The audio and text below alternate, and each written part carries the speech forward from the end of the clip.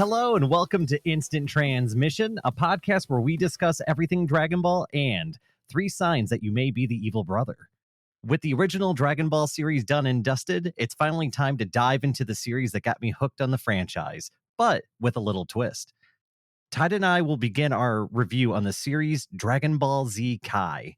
So grab your favorite training partner, pray you're the main character, and get ready to start your new training regiment. I'm your host, Dayton, and once again, I'm joined by my co-host, Todd. Hi. And this series review will be a little bit different than our previous reviews, as neither Todd nor I have seen Dragon Ball Z Kai. Tonight's episode will be covering episodes 1 through 10 as we dive headlong into the Saiyan Arc. These episodes will be content-packed, so get ready for what may be a long cast on tonight's podcast. And with all of that covered, was there anything you wanted to add before we got things started, Todd? So I just want to talk briefly about what Dragon Ball Z Kai is, because I have a feeling there's a lot of people who don't know.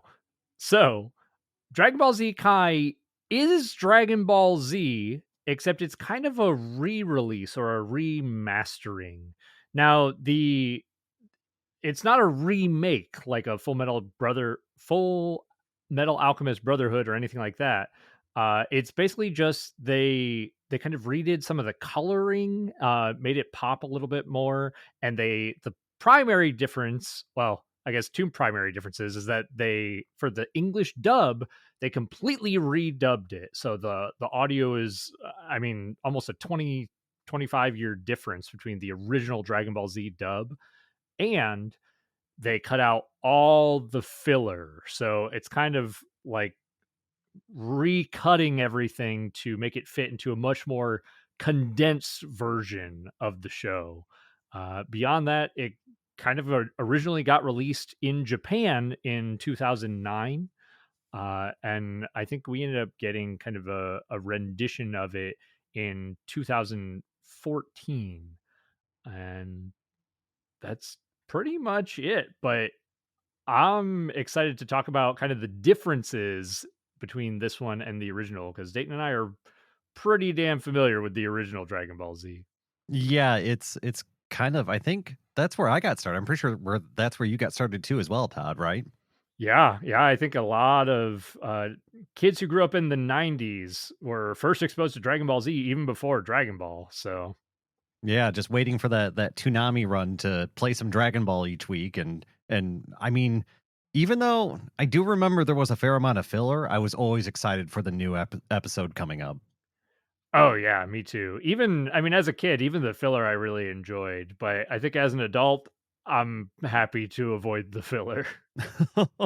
Well, with everything covered at this point, I think we're safe to get this thing started. And our first episode in the Saiyan arc is going to be The Curtain Opens on the battle. Son Goku returns. And yeah, we get kind of a big backstory kind of cover of what happened in Dragon Ball at the beginning of DBZ Kai. And it's kind of crazy because it also gives us what I think would be spoilers for people who haven't seen the original Dragon Ball Z series. It's very much i- it's giving context. Like, they literally take Toei Animation took the episode of Bardock TV special and they put that in the beginning of Dragon Ball Z Kai. So it's 100% like chronologically sound. It's showing us where Goku came from, and it's showing, that he was on this other planet where Frieza destroyed that planet, and Goku's real father was killed, and then Goku got, shunted off to another planet and avoided this horrible death. But yeah, we did not get that in the original Dragon Ball Z.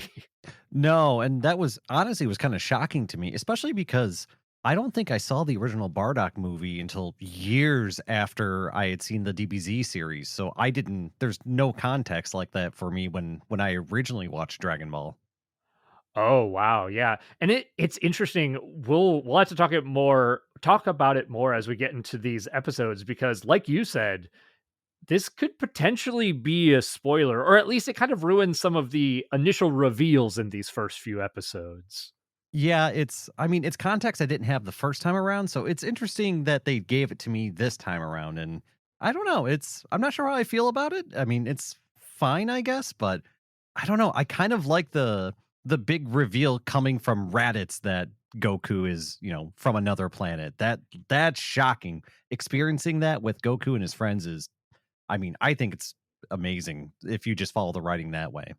I agree with you. I will say the thing that I like about this, maybe minus the Bardock part, I really like the Dragon Ball recap. It's smartly done. It gives context for anyone who may not have watched the original Dragon Ball, and I don't feel like it overstays its welcome. It's probably 4 or 5 minutes of kind of Dragon Ball recap, and that's a lot of content to cover in that short of a period of time. But I'm torn on the Bardock part. Like, I get why they're doing it because, again, for people who have not watched anything Dragon Ball, this is giving them context for what the story is going to be moving forward. But I agree. I like that coming from Raditz in that sort of reveal. Yeah, and I mean, I think it's well done, and I do agree the Dragon Ball series review, I think, is done about as well as you could do it. You've only got a couple minutes to kind of catch people up, and I think it's more of a reminder for people who have seen the original Dragon Ball to kind of get everything fresh in their head and where the story left off at, and to make sure that you're kind of aware of who these characters are when we pick up the story again. I think that's important because for anybody who grew up in the 90s and saw because Dragon Ball Z kind of got aired mostly before the original Dragon Ball outside of a couple of episodes. And when you get thrown into this and you meet Piccolo and Piccolo hates Goku, you're like, "Who the fuck is this green guy? Why does he hate Goku? What's going on?" And all these people are showing up and you're like, all right, I guess they're friends. And then, when things happen, you don't know why they care about each other or who's on whose side. And I don't know. There's a lot of context that's kind of missed out on. It's honestly kind of remarkable that so many people, ourselves included, grew to love this show because Dragon Ball Z gives you no context for these things in the very beginning. No, not at all. So I mean, it's fun. They did a good job with the review, um, and or the recap. And I mean, yeah, I guess we'll move on because we've gone over I guess the first 5 minutes of this for too long. Uh, but yeah, the first thing I notice is once we get into it is honestly just how crisp the lines are on all the characters. That was the first thing I immediately noticed in the first shot with Goku at his house with Chi Chi, and they're just kind of doing, homestead stuff. Goku's chopping down trees in the woods, and Chi Chi's at the home, and but the line work was just something that instantly drew my eyes to it. How crisp the lines are on the characters. And again, for everybody, this is a remastering. And to me, it wasn't even the line work as much as it was the color correction that they did. Like Goku's orange gi really pops on the screen. And we'll talk about this more as we move forward, but I actually like the color correction. There are some other things they did that I'm not as big of a fan of. Yeah, and yeah, we'll break it down a little bit more, but the story does begin with Goku kind of at home with Chi-Chi and they're living their domestic life together, and we get a kind of a big reveal at the beginning that Goku has a new son and his name is Gohan. It's a name that we've heard before, right? Oh yeah, we at least, especially those of us who recently finished watching Dragon Ball, we're familiar with Grandpa Gohan, Goku's adoptive grandfather. So he named his kid after his grandpa, which is it's a sweet little detail. I like it. Yeah, and we kind of get this I'm going to say kind of arbitrary drama where Gohan's playing by the river and he falls in and gets swept away and Goku has to show up and kind of save him, but it also kind of speaks to the character that is Gohan at this point in his life because Gohan is about the same age that we meet Goku when we start the original Dragon Ball series, but when we meet Goku, Goku's already kind of a martial artist and he's fishing and hunting on his own and doing all these crazy things and Gohan can't even swim. Yeah, and I mean, Gohan is a little bit younger. They say that he's 4 years old here, so he's very young, but he doesn't have that same feeling that Goku had as a kid, who's like he's I mean, while Goku was not the brightest kid on the planet, he was self-sufficient. He could, kill animals, make his own food, lived on his own in the basically in the wilderness in a tiny little hut. And so this is a big departure in terms of characterization between young Goku and young Gohan. And I kind of agree with you, Dayton, that this scene felt a little bit arbitrary to me too to leave in, but I think it's important because it speaks to Gohan's character, kind of what you were saying, because we eventually get Goku kind of swooping in on the Nimbus cloud to try to save Gohan, who fell into the water. Uh, Eventually catching up to him as he kind of like falls down a waterfall, and Goku catches him or finds him caught on a branch. But Goku's like, "Hey, how did you get up here?" Because he's looking at this giant mountain peak where the river is that Gohan fell into, and Gohan doesn't really provide an answer. So we're kind of getting like Gohan seems weak, but there's also these hints that like there's something there, something different about him. Yeah, I mean, it's Goku's child, right? Anything could happen with this kid. It could go in any direction. So I'm glad they're planting some seeds, right? This is some foreshadowing, even if it's very light foreshadowing, and I think it's clever storytelling. I agree, it's smart. I understand why they kept that scene in there for sure, and it's pretty subtle. But we kind of move forward as Goku then takes Gohan to a friend reunion at Kame House with Master Roshi, Balma, Poir, Oolong, Krillin, kind of all the mainstays from the original Dragon Ball. Yeah, and it's this big, I guess, like you said, family reunion. And it's also the introduction of Gohan to all of Goku's friends with Bulma and Roshi and Krillin and all of them. And they're all shocked to see that Goku actually has a child, a very small, dependent human being that relies on Goku to be alive. And I don't blame them, considering Goku's always kind of been, I guess, the child of the group, right? He's always been kind of the lighthearted, naive, I don't know, everyone almost kinda has to take care of him in some sort of way outside of fighting, and it's kinda crazy, I guess, for them to see him with a kid. Yeah, and I don't think we've brought it up too much, but as we know, at the end of Dragon Ball, Goku married Chi Chi. So Chi Chi is the mother figure, and while a bit overbearing, she's certainly at least is capable of taking care of a child and kind of covering for Goku's weaknesses, I suppose. But this is also, I mean, we're getting to see Goku grow up too. At the end of Dragon Ball, we kind of left him at, I believe he was 17 years old. So, like, just barely cresting into adulthood. And there's a 5 year gap between the end of Dragon Ball and where we're at in Dragon Ball Z Kai. So he's around 23 years old.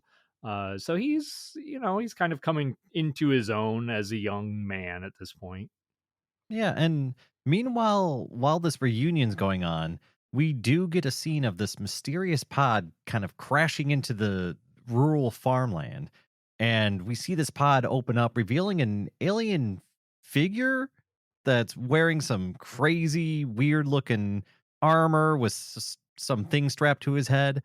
And we see this farmer kind of approach with his gun. He's very cautious. And when he goes to fire the gun, this figure grabs the bullet out of the air, flicks it back at him, firing it right through him, killing him right there in the spot. And we are already shown that this dude is a bad dude who means business. Yeah, he's also got some sort of device on his head that he uses to scan this farmer with shotgun who has what he says is a power level of 5.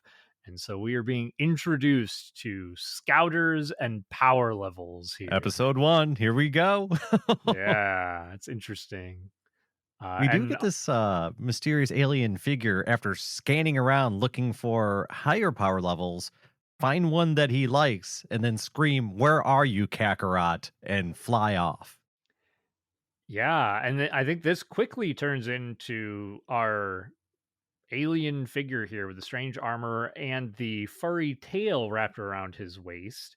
He runs into a familiar face to us in our green friend Piccolo. And Piccolo's response to this figure kind of flying in is is very telling because Piccolo seems afraid, which is, not something that probably we've ever seen from Piccolo thus far. Yeah, and as far as we know, for those of us who have seen the original Dragon Ball series, Piccolo is at least the second strongest person on the planet. And so if Piccolo is afraid of somebody, you know they mean business. And when this figure arrives, Piccolo's kind of holding his ground. He's exchanging, simple fighting pleasantries back and forth. But this does devolve into Piccolo launching a key attack that actually lands home on its target, but it does literally nothing. The figure is unscathed and honestly not even worried about Piccolo. And we've kind of talked about this before where I mean Piccolo was our last antagonist in Dragon Ball and Goku just barely squeaked by a win against him. And in this scene, our previous antagonist is being used as a measuring stick once more to show us that this guy with the long hair is far above and beyond the power that we have seen from Piccolo. Yeah, and honestly, it looks like Piccolo might be killed right there on the spot until this figure finds another power rating that catches his attention and causes him to zoom off before he can finish the job. Yeah, and I think as uh we are oh, you know what? I don't think I have notes on this, but I think that this actually our episode kind of wraps up with this figure arriving at Kame House. Is that right? Yeah, so we go back to Kame House and there's a little bit more conversation between Goku and his friends. It's also where uh Gohan's asked what he wants to be when he grows up and he says a scholar. And everyone's kind of flabbergasted that Goku's son's going to be a book nerd. And Goku reveals that Chi Chi refuses to let Gohan learn martial arts. The world's been at peace for all these years. There's no point. And almost as soon as he's done saying that, Goku senses the figure heading towards him. And he gets this just grim look on his face. It's the kind of terror you don't really see out of Goku. And we see why when this figure shows up. It's I mean, it's a rough situation, and the figure mentions to Goku that he did not do his job, which was to exterminate every life form on the planet.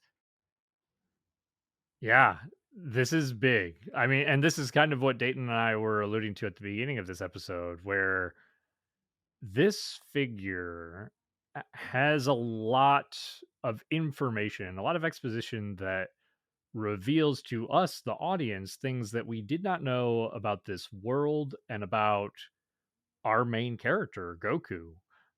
So we are left with these questions like, what is he talking about? And I think that mostly wraps up there. Was there any other details that I'm forgetting about? Other than Krillin stepping forward and getting whacked away Oh yeah. by a tail, that more or less wraps up the episode, and that brings us straight into episode 2, which is the enemy is Goku's older brother, the secret of the Saiyan, strongest of warriors. And it immediately begins with Goku getting sick of being called Kakarot, and he defiantly declares that his name is Goku. And when this happens, the Roshi is actually the one who steps forward to reveal that Goku was actually found in a space pod when he was a baby, which the fact that Roshi knew that and never told anybody over all these years would be mind blowing to me. That is a little wild. And I mean, it almost seems maybe a little contrived or convenient, but I'm trying to think about why Roshi would do that. Like, is it trying to protect Goku? Because admittedly, all of Goku's friends have kept from him also the fact that he transforms into this giant ape creature, which I mean, I think some of them are aware that he had killed his grandfather. So I think they're definitely trying to protect him in that way. So Hmm. maybe it's another thing that Roshi's just trying to protect Goku, I guess. It could be, but Roshi continues to elaborate and tells everybody that when Goku was a very young child, that he was unruly and downright mean. And there was one day where he actually fell down a ravine and hit his head really, really hard to the point where he was at near death. But after Goku somehow miraculously recovered, he was, I guess, better demeanored. He was a good kid after that point. Yeah. And I think our figure who around this time reveals his name to be Raditz. I think he's even asking Goku or Kakarot, "Did you hit your head as a child?" Because he's like, "What happened?" And this turns into Raditz revealing some of the answers to the questions that we as the audience have, as tells Goku that he's from another planet, planet Vegeta, and that he is Goku's brother. Yeah, and this is a huge reveal that they are both Saiyans from the planet Vegeta, and not only that, siblings. And Goku's dealing with a lot right now. He's just found out that he was sent from another planet to exterminate this planet, and this immensely powerful figure is actually his brother. And yeah, this is where Raditz also notices that Goku's biggest weapon that he was sent there with is gone. He notices that Goku's tail was actually removed from him, and this actually enrages Raditz. He's mad that his brother had his tail removed because Goku doesn't realize the power that it gave him or the lack of self-control that came with it. Yeah, absolutely. And we already kind of get this. I mean, we know that it allows, now we know, Saiyans to transform into this giant ape form. And that seems to be a point of pride and what is considered to be power for the Saiyans, as we see in Raditz. But Raditz kind of continues with a little bit more information, or background, saying that their planet Vegeta was destroyed by a meteor, which is another interesting detail because since they included that bit in the beginning of the first episode with Bardock, we know that that's not true. We know that Frieza, or at least this figure, it was the one who destroyed the planet. But also says that including Goku, there are only 4 Saiyans alive after the destruction of their planet. And this kind of turns into Raditz saying that he was coming here to recruit Goku because the Saiyans are looking to take over another planet, and they think it's going to be difficult. So they want to have as many powerful fighters or Saiyans as they can. And Goku's like, "Nah, man, I don't want to kill people. I'm out. Like, I'm not going with you." Yeah, and Raditz is a nice guy though. And when Yeah. Goku refuses, he knocks the crap out of Goku and then steals his son as a bargaining chip. If Goku wants to get his son back, he should stack, I don't know, about 100 dead human bodies on the beach or Gohan dies. So, yeah, that's his offer to Goku is help exterminate this planet or your son dies. I'm gonna take your kid, kill 100 humans. Bye. So, if that doesn't convince somebody, I don't know what will. Yeah, and this is wild. I mean, Goku's friends more or less stand around and watch this happen. And I mean, I don't blame them. They're all significantly weaker than Goku. And Raditz has already shown that he can whoop Krillin's ass, whoop Goku's ass. So like what do they do in this moment? They feel kind of helpless in this moment until another figure shows up in the form of Piccolo. Yes, after Raditz steals Goku's son and leaves, Piccolo arrives just moments later and he offers Goku an alliance to defeat the Saiyans. And there's not really much outside of this. It's Piccolo's not happy about it, but he understands that he needs help to kill this guy if he's going to eventually take over the world. And so they strike an alliance and the two fly off to confront Raditz. And it's at this point that I realize that this show is moving at absolute breakneck speed. I can't keep up with how fast the pace of this show is going. I have to pause it multiple times at this point just to try and make sure that I at least get the important details because there's so much in this. Yeah, it's dense, man, with how they've kind of crunched everything into a very short period of time. I mean, I like it, but it's very quick. There's actually a moment, I think the reunion to me, I'm partly glad that they kind of flew past it, but also it made it feel maybe a little bit unnatural because it felt like there should have been more character interactions at this reunion between them after not seeing each other for 5 years. But I mean, I'll take it. I've seen Dragon Ball Z, so I'm okay with kind of rocketing through it. It gets you it's the same flavor without all the calories sort of thing. Yeah, exactly. Exactly. And this kind of takes us forward here as we now have Goku and Piccolo arriving on the scene or tracking down Raditz, and Goku actually takes the Dragon Radar from Bulma because Gohan has the 4-star Dragon Ball on his hat. And so they can use the Dragon Radar to track down Gohan and Raditz. And we don't actually see Gohan on the scene. So Goku, at the moment of arrival, is kind of yelling at Raditz, like, "What have you done with my son? Where is he?" Yeah, and this is where Goku's able he actually Raditz points Goku towards where his son's being held, and Gohan's just locked away, just kind of off to the side in his space pod that he arrived in on. And so Goku's kind of filled in on the situation pretty quick. And we also get one of the most Dragon Ball Z scenes ever after this, as Goku and Piccolo prepare for battle by taking off all of their training weights, baby. Let's go. This never gets old to me. I fucking love this. I did also want to point out too, because in the moment that Raditz points Goku to Gohan in the pod, it is, I believe, the first time that we see Goku fly or use the hovering technique or whatever you want to call it. He kind of, because he used Nimbus to get to this location, but then he kind of floats up into the air to see Gohan in the pod. So this is kind of like the moment of transition where people are going to start getting the ability to fly all at once. That is true. I think towards the end of the original Dragon Ball series in the final tournament, Goku showed the ability to kind of float, but he wasn't able to fly.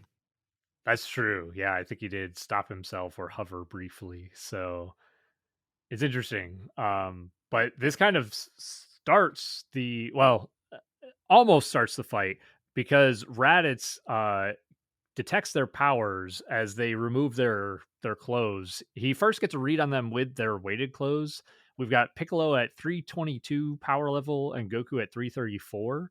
And then as they remove their weighted clothes, we get Piccolo at 408 and Goku at 416. So for those power level lovers out there, we're going to get to see these kind of escalate very quickly.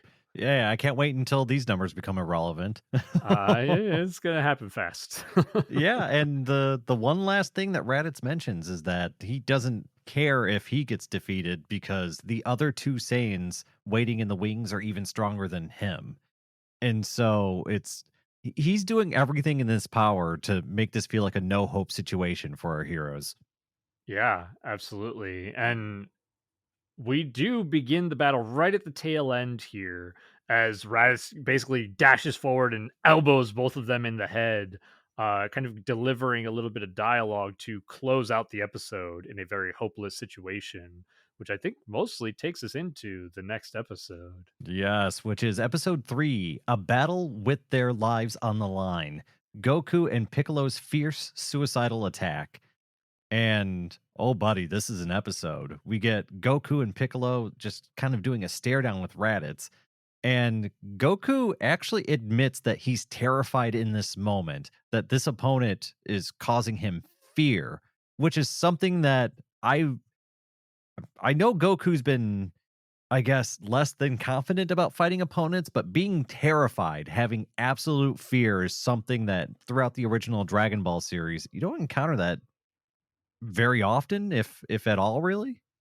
I don't think we've ever heard him express fear, like vocally express that he was afraid of something. So this is new. And I mean, it's interesting to think about too, because in a way, he has more to be afraid of losing. Like before in Dragon Ball, if he dies, it's kind of just, it's only about him in that moment. His friends will be upset. But now he has a child and a wife. So there's more to lose if something happens to him. Yeah, and there's I mean, this battle pretty much kicks off right away afterwards with Raditz's unbelievable speed being just on a whole different level than our fighters. It's almost looked like he's fighting without effort, and our heroes are basically unable to keep up with it. Yeah.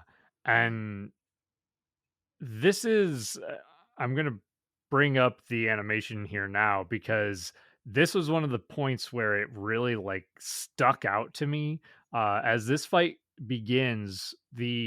There's certain panels or certain frames where it looks like they almost redrew them, so they have kind of this modern look, but it's not a good modern look. I think I was telling Dayton it looks like a 1990s flash animation. It's it's rough. I'm not sure why they did that, if, like, maybe the originals, like, the media has been damaged over 40 years and the scenes are not looking so hot, but it's not a good look in my opinion. And I this was also one of the spots where I kind of noticed that there are scenes where they use, I think, the original background, but completely redraw the character on set, and the character just pops out so much that it looks like they shouldn't be on the same screen. You have this almost kind of pastel background that's very blended and a little rough because you can tell it's older, and then you have this hard-lined kind of computer technology faded character, or I'm sorry, blended character standing in the foreground, and it looks really bizarre. I don't know how I feel about it. Yeah, I'm a little bit torn. Like, sometimes the remastering looks good, and then other times I'm like, "Ooh, why did they do that?" Yeah, But and I will say this is also a fight where I thought most of the animation was pretty meh. There weren't really any long sequences that looked great, and there didn't seem to be a whole lot of thought to the fight. It's also a brief fight too, and we get a couple exchanges. And one of the first exchanges, Raditz launches a Kai Blast at both Goku and Piccolo as they're repelled back from him, and Goku narrowly dodges, and Piccolo dodges a little less and actually loses one of his arms in the preceding blast. And it's just one of those scenes though where it happened, and it's all right, this does add weight, but I wasn't impressed with any of the animation here. I mean, it was all right. I mean, we just got done watching the Piccolo Junior arc at the end of Dragon Ball, which has amazing animation and fight choreography. So it's hard to go from that to this fight where it's kind of meh. There's I think right after this, there's one sequence that I thought was not bad because Piccolo, having lost his arm, tells Goku like, "Hey, we need a different plan, man. I've got." He asked Goku, "Do you have any new techniques?" And Goku's like, "Nah, I've been slacking." So Piccolo says, "Okay, well, I've got a new one that I was going to murder you with. Uh, I can do it with one arm. I just need you to distract Raditz for a few minutes while I charge it up." So Goku goes in against Raditz solo, and there's kind of a cool exchange as Goku gets knocked around a little bit, but then Goku charges in and leaps up with a Kamehameha, firing it down at the ground at Raditz. Raditz moves out of the way, but Goku turns the Ki Blast to follow him, and then Raditz like stands there with a palm out, and just full on takes it to the hand and basically like cancels out the energy. Uh, and it's kind of a fun exchange. And then Raditz ends up throwing a hand up into the air and blasting Goku out of the air with his own ki blast. So it was, I would say, one of the better exchanges in this fight. Yeah, and well, we get Goku kind of doing his job. He held up Raditz long enough for Piccolo to charge his new attack, and it really caught me off guard because they used the actual name of the attack and not special beam cannon, and I will not even try to pronounce the actual name of that attack. Makan Kosa Po. Hey, I didn't mess it up almost. So he launches the special beam cannon or whatever, and this one it misses. So all of Goku's time buying was pretty much for nothing. And we're kind of right back at square one as Raditz goes on the counterattack. Yeah, it kind of grazes Raditz's shoulder as he dodges out of the way, but it fucking blows up a mountain in the background behind him. So it would be a devastating attack had it hit. Uh, but this turns into, with Goku having been like lying on the ground from the ki blast, we see Goku get back up and lash on to Raditz's one weakness, his tail. Yeah, as Raditz lunges in to take out Piccolo, Goku stands up, grabbing Raditz's tail, paralyzing him, and we see Raditz start pleading for his life.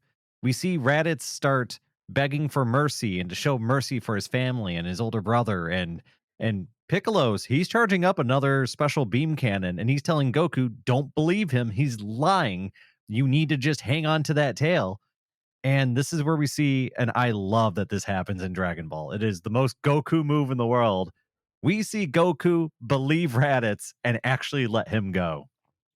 This is, I mean, for some reason, I appreciate this scene so much more right now, thinking about Goku's mentality, Raditz's mentality, but especially Piccolo's mentality, because Piccolo's here like, don't let him go, you idiot. If I were in that situation, I would lie to you relentlessly. Piccolo's the only person making sense in this whole situation. That's how you know it's messed up. Oh Yeah. my gosh. And as soon as Goku releases Raditz, Goku gets to experience the folly of his naivety as Raditz begins just laying a whooping on him. Yeah. I mean, Raditz knocks him to the ground and then begins to stomp onto his chest. I mean, just calling him an idiot, which, let's be honest, Goku is an Kind of idiot is. for, yeah, for believing him. Like, what a dumb move.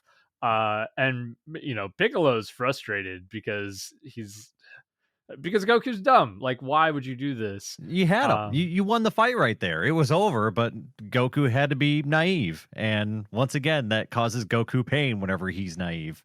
Yeah. So fortunately, though, to come to both of our heroes' aid here, we see the space pod begin to crack, and we see our young Gohan burst out of the space pod in anger, yelling at Raditz to leave his father alone.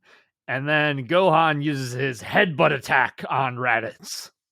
Yeah, and Raditz he's knocked back and he's stunned for a moment, and he can't believe that this little kid actually did some damage to him. He mentions that this is the first time somebody has actually hurt him in a fight, and he rewards Gohan by giving him a power level 5,000 backhand to knock him away. Yeah, and I think there's even Raditz. What catches Raditz's attention in this moment is his scouter reads a power level of 1,307, and that's coming from Gohan. And then immediately following that, as Gohan begins to cry, Gohan's power level is down to 1, uh, which is the moment that Raditz decides to just clobber him. Yeah, and Raditz is upset. He doesn't like being hurt, and he decides that he's going to kill Gohan at this point. He's done with him. And as he moves in to finish off the kid, we see Goku kind of leap back into action and he grabs Raditz from behind and gets him kind of in a, I guess, a, what do you It's a call it? full Like a full Nelson for Nelson? sure. Yeah, Okay, for sure. yeah. So he gets him in a full Nelson, and now it's a battle between the beat up Goku and a beat up Raditz in this grapple fight. And this, I mean, Piccolo is still charging his Makan Kosapo. Nice. Yeah, I got it, man. But he's, I mean, he's telling, well, Goku is telling Piccolo to finish charging and fire the attack. But I mean, Goku's body is up against his brother's, like chest to back. There's no way that Piccolo is going to be able to hit Raditz without also hitting Goku. And Goku saying, just do it. Yeah, and we get Raditz playing for his life again, and Goku's telling him, no, like, I'm not letting you go this time. You're not getting away. And despite all of Raditz's pleading, despite Goku putting his own life on the line, the special beam cannon is fired, and we see the two Saiyan warriors get pierced through by the attack, and they both fall to the ground. Yeah. I mean, we're at the tail end of episode 3, and our primary protagonist, I mean, we got a few more moments of this scene, but he's dead, man. He's dead. Hmm. Yep, we get Bulma, Roshi, and Krillin kind of arriving at the later stages of the battle. We get a small moment with Krillin and Goku where Goku mentions, so this is what dying is like, man.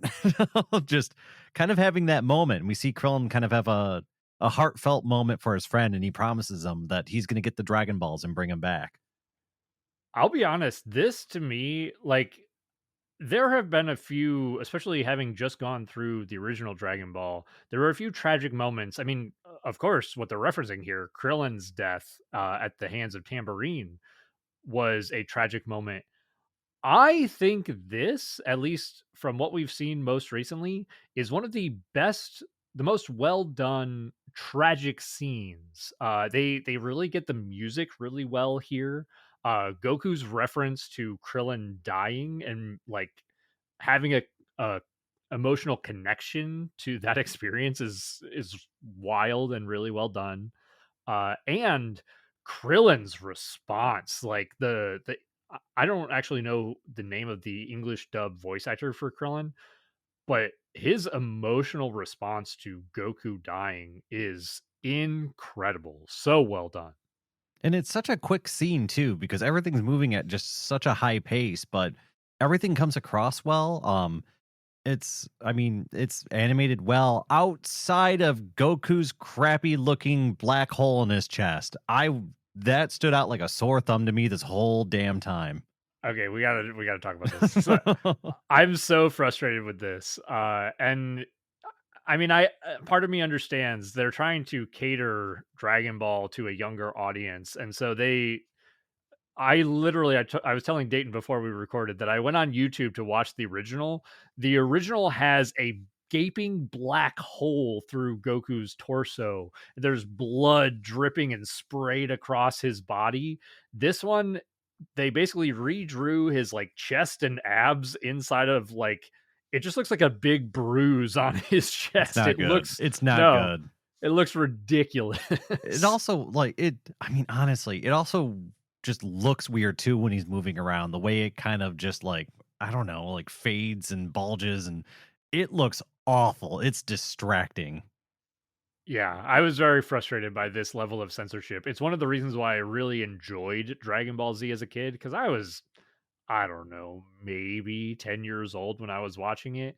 And it's very, I mean, it's very dramatic. It's very, I mean, there are moments that are very tragic. It's very violent. I don't think it's too violent for a kid to watch, but it has just enough to be like a little bit edgy for a young audience. Yeah, and this is I actually put a note here that this is telling you right here at this point that this is a different series than the original Dragon Ball. The tone is different. It's much more adult. Your main character just had a hole blasted through him.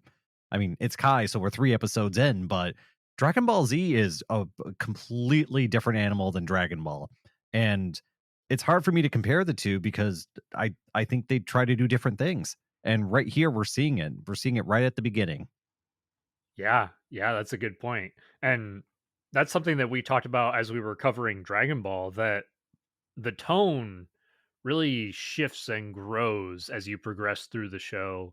And like you said, Dayton, this is kind of the culmination of that, because this is feels like, while it's not necessarily an adult show, as much as I love this in my old age, it's definitely a more matured show than kind of the humor that we got from the early arcs of Dragon Ball. But we kind of wrap up this episode, I think, on that tragic scene of Goku's last breath. Was there anything else you wanted to talk about with that episode, Dayton? No, I mean, it's a fantastic ending to the episode, and it hit all the right notes other than the crappy chest wound. That was not an improvement. Yeah. But that does bring us in episode 4, which is Son Goku runs in the afterlife, the million-kilometer serpent road. And yeah, we get a panning shot of Goku lying motionless on the ground as his friends kind of mourn his passing for a moment. And in the middle of this morning, we see his body mysteriously disappear, and Piccolo claims that this must be the handiwork of Kame. Which makes sense, right? We kind of know Kami is the god of Earth, or the guardian of Earth, whatever you want to call him. So he clearly has some sort of plan for Goku, even in his death. And with Raditz lying on the ground dead, we get Bulma kind of taking Krillin with her to check the body, but to get the scouter, because Bulma wants to check out this technology and she's going to kind of tinker with it.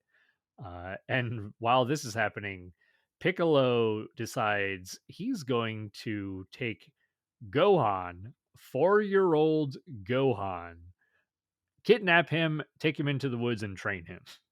Yeah, and in 1 year, Raditz had told us, I forgot to even bring this up. There's so much stuff to cover.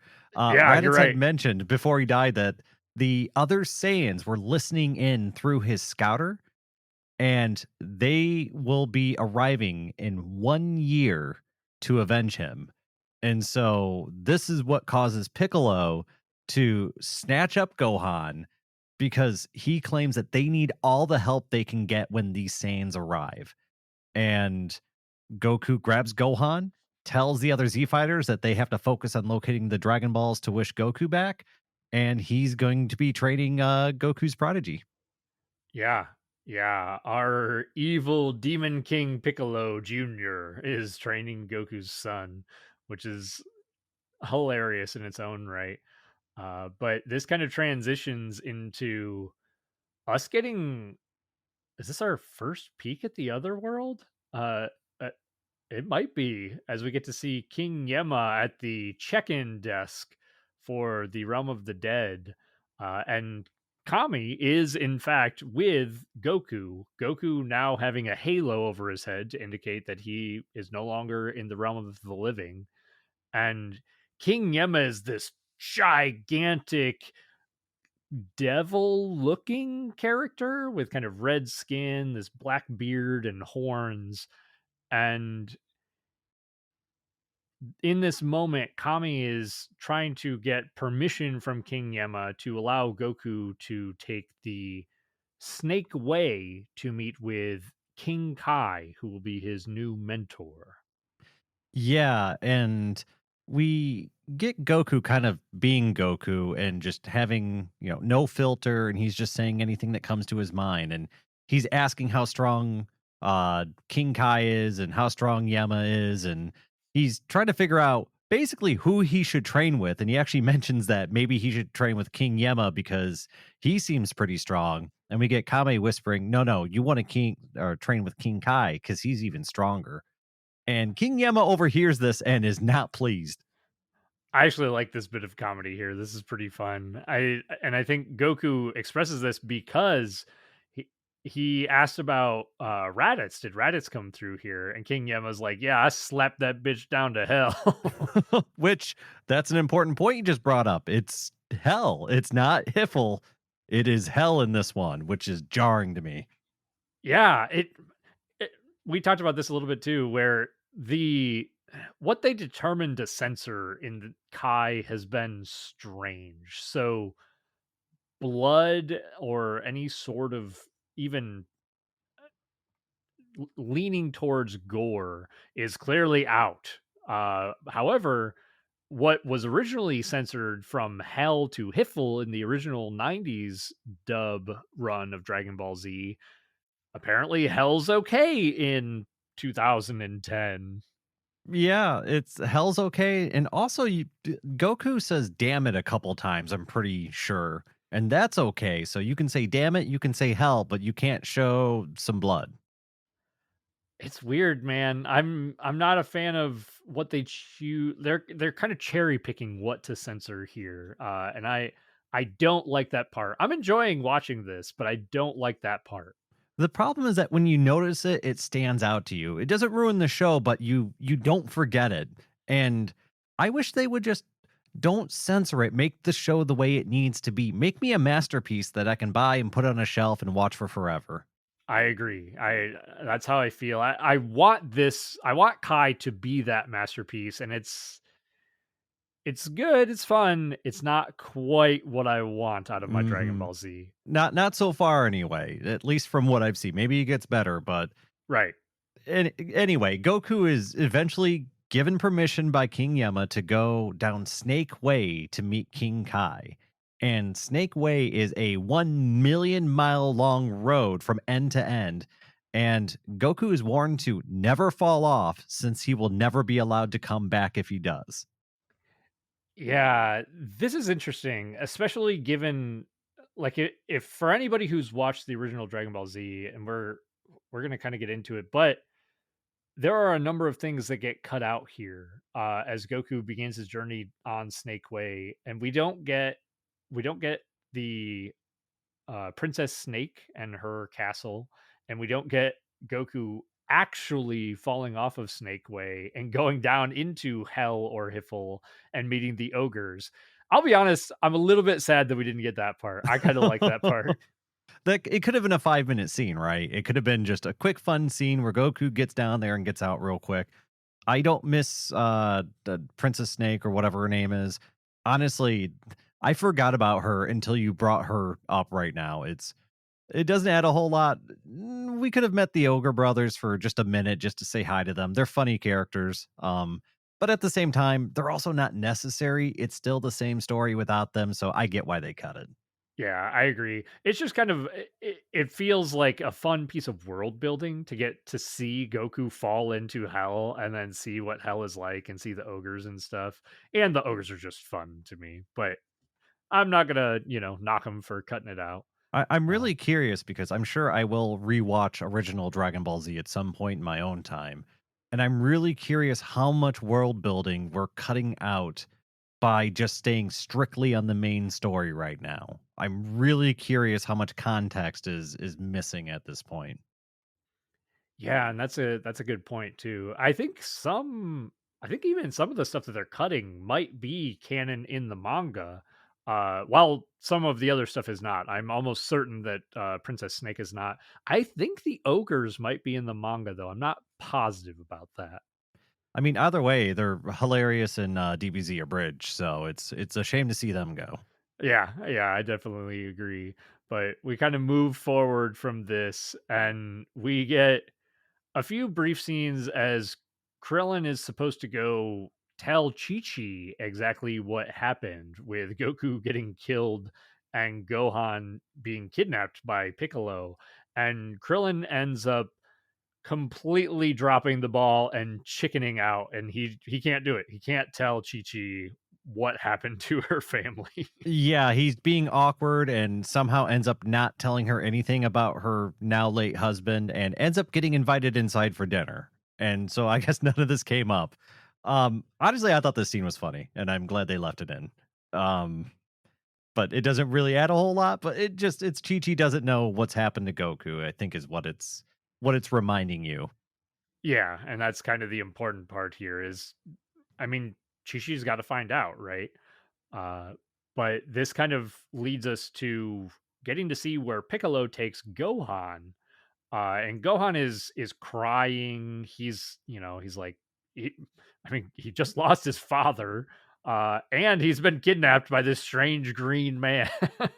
Yeah, this is I mean, what a bad situation for a young kid, especially a young kid who's been I mean, he's 4 years old and all he's really been tasked to do is study and focus on school and worry about this, right?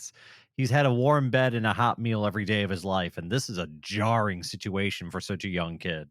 This is a little bit of a tangent, but I desperately want to see somebody create a version of Dragon Ball that follows Gohan, that focuses on the amount of trauma that this young child experiences, like, back to back to back to back, because it's wild, man. This would mess you up for life. Yeah, there's probably a dark side there in Gohan that we don't wanna see come out. It needs to be locked away. Just let him, let him do his thing, man. Yeah, but with the actual story here, Gohan gets, well, Piccolo grabs Gohan and says, "Hey, you've got a latent power that you need to unlock," and chucks him at a mountain. And as a result, Gohan, in kind of a survival instinct way, emits this vast ki blast that destroys the mountain. I mean, it looks like something that we would see Piccolo himself fire off in destroying like cities and stuff like that. It's impressive. Yeah, and I mean, Gohan's pretty much at the peak of emotion right now. Because he passed out when Goku was killed, and he woke up to this green man who tells him, "Your dad's dead. I'm going to be your daddy for a little while. Also, I'm going to throw you at a mountain." That's a pretty rough day. And then this is kind of where Piccolo declares that he's going to train Gohan, and the the whole reason behind this being that they need strong warriors to oppose the two Saiyans who are going to be arriving in a year. And I mean, I feel like Piccolo in some ways is kind of afraid. Like, I don't think that he would try to train Gohan if he weren't. I mean, he saw how powerful Raditz is, and these guys are supposed to be far above and beyond that. I mean, and to some degree, I think Piccolo's just trying to be pragmatic. He saw what Gohan was capable of, and he's looking at Gohan like a weapon at this point. It's how do I get this kid to be able to tap into that because we're gonna need it for the Saiyans that are on their way right now. Yeah, and that's a good point. I think he also even expresses like, "What in the fuck am I doing? Like, I'm training this kid who will potentially become one of my greatest enemies in the future. He's the child of arguably my greatest enemy currently." Yeah, and I'm gonna go ahead and just introduce the next episode because it picks up basically right where we're leaving off right here, which is episode 5, Wilderness Survival, The Moon Awakens Gohan. And this is also where Piccolo explains what his training regimen is going to be for Gohan, which is for the first half of it, he's going to survive in the woods by himself. No help, just in the wild. He's got to figure it out. And this is all just to toughen up Gohan. This is wild, man. I mean, looking back at this as an adult, I'm like, you're leaving a 4-year-old in the wild and just to figure it out. And I Like, mean, like at 4 years old, how well are most 4 year olds even talking at that point? Like the only reason I can explain why Gohan's so well put together with his words is that he's been kind of studied, or I'm sorry, he's been studying his whole life for as long as he's been able to. So he probably sounds older than he actually is too. yes, as a result of Chi-Chi kind of pushing that down onto him. He's certainly intelligent. Of course, he's powerful being Goku's kid, but it's still crazy. But we kind of cut from there. We get to see actually Kami and Popo talking a little bit about Piccolo and his crazy plan. But Kami says that he has foreseen that he and Piccolo will die in one year. But he says he doesn't know the cause. And he's also kind of reflecting on the fact that Piccolo's temperament has changed a little bit. He doesn't seem quite as evil, I suppose. Yeah, and this is some foreshadowing. They also work in a little bit of Goku kind of continuing along Snake Way, nearly falling off because he's taking it seriously, but not that seriously. And and we also get some shots of Gohan basically crying the entire time that he's in the woods. It's kind of a lot of things happening at once right now. Yeah, Gohan eventually escapes a dinosaur by leaping up into the air, but traps himself on a large plateau. And this turns into, I mean, it gets to nighttime, and Piccolo ends up leaving apples for him. So we're starting to see this relationship build, and we're also starting to see Piccolo's demeanor changing to that of someone who is at least a little bit more caring, even if he left Gohan out in the wilderness. Yeah, Piccolo drops him off a couple apples because he's hungry, but Gohan eats them and then cries because they were sour apples. And I mean, it's interesting. You're seeing kind of Gohan slowly working towards toughening up, and we see Piccolo kind of working towards softening up. So maybe it's a relationship that will do both of them some good. Yeah, and that's a good point as they kind of move in the direction to meet in the middle a little bit. We do get a brief scene with Balma fixing up the scouter, and she gets a reading on Roshi and Krillin, with Roshi with a power level of 139 and Krillin with a power level of 206. So, Heck yeah, humans hell yeah. representing. And she even managed to change the language on the scouter into God's language. W- So now everybody can actually read it. Yeah, yeah. Instead of getting I don't even know what they speak on planet Vegeta. Vegetian? I guess Saiyan? I I don't don't know. know. They all seem to be speaking English as far as I'm concerned. That's true. Oh shoot. But yeah, we get Yajirobe arriving at Kame House and asking Krillin to go grab Tien and Chaozu and the gang to and head to Korin's tower.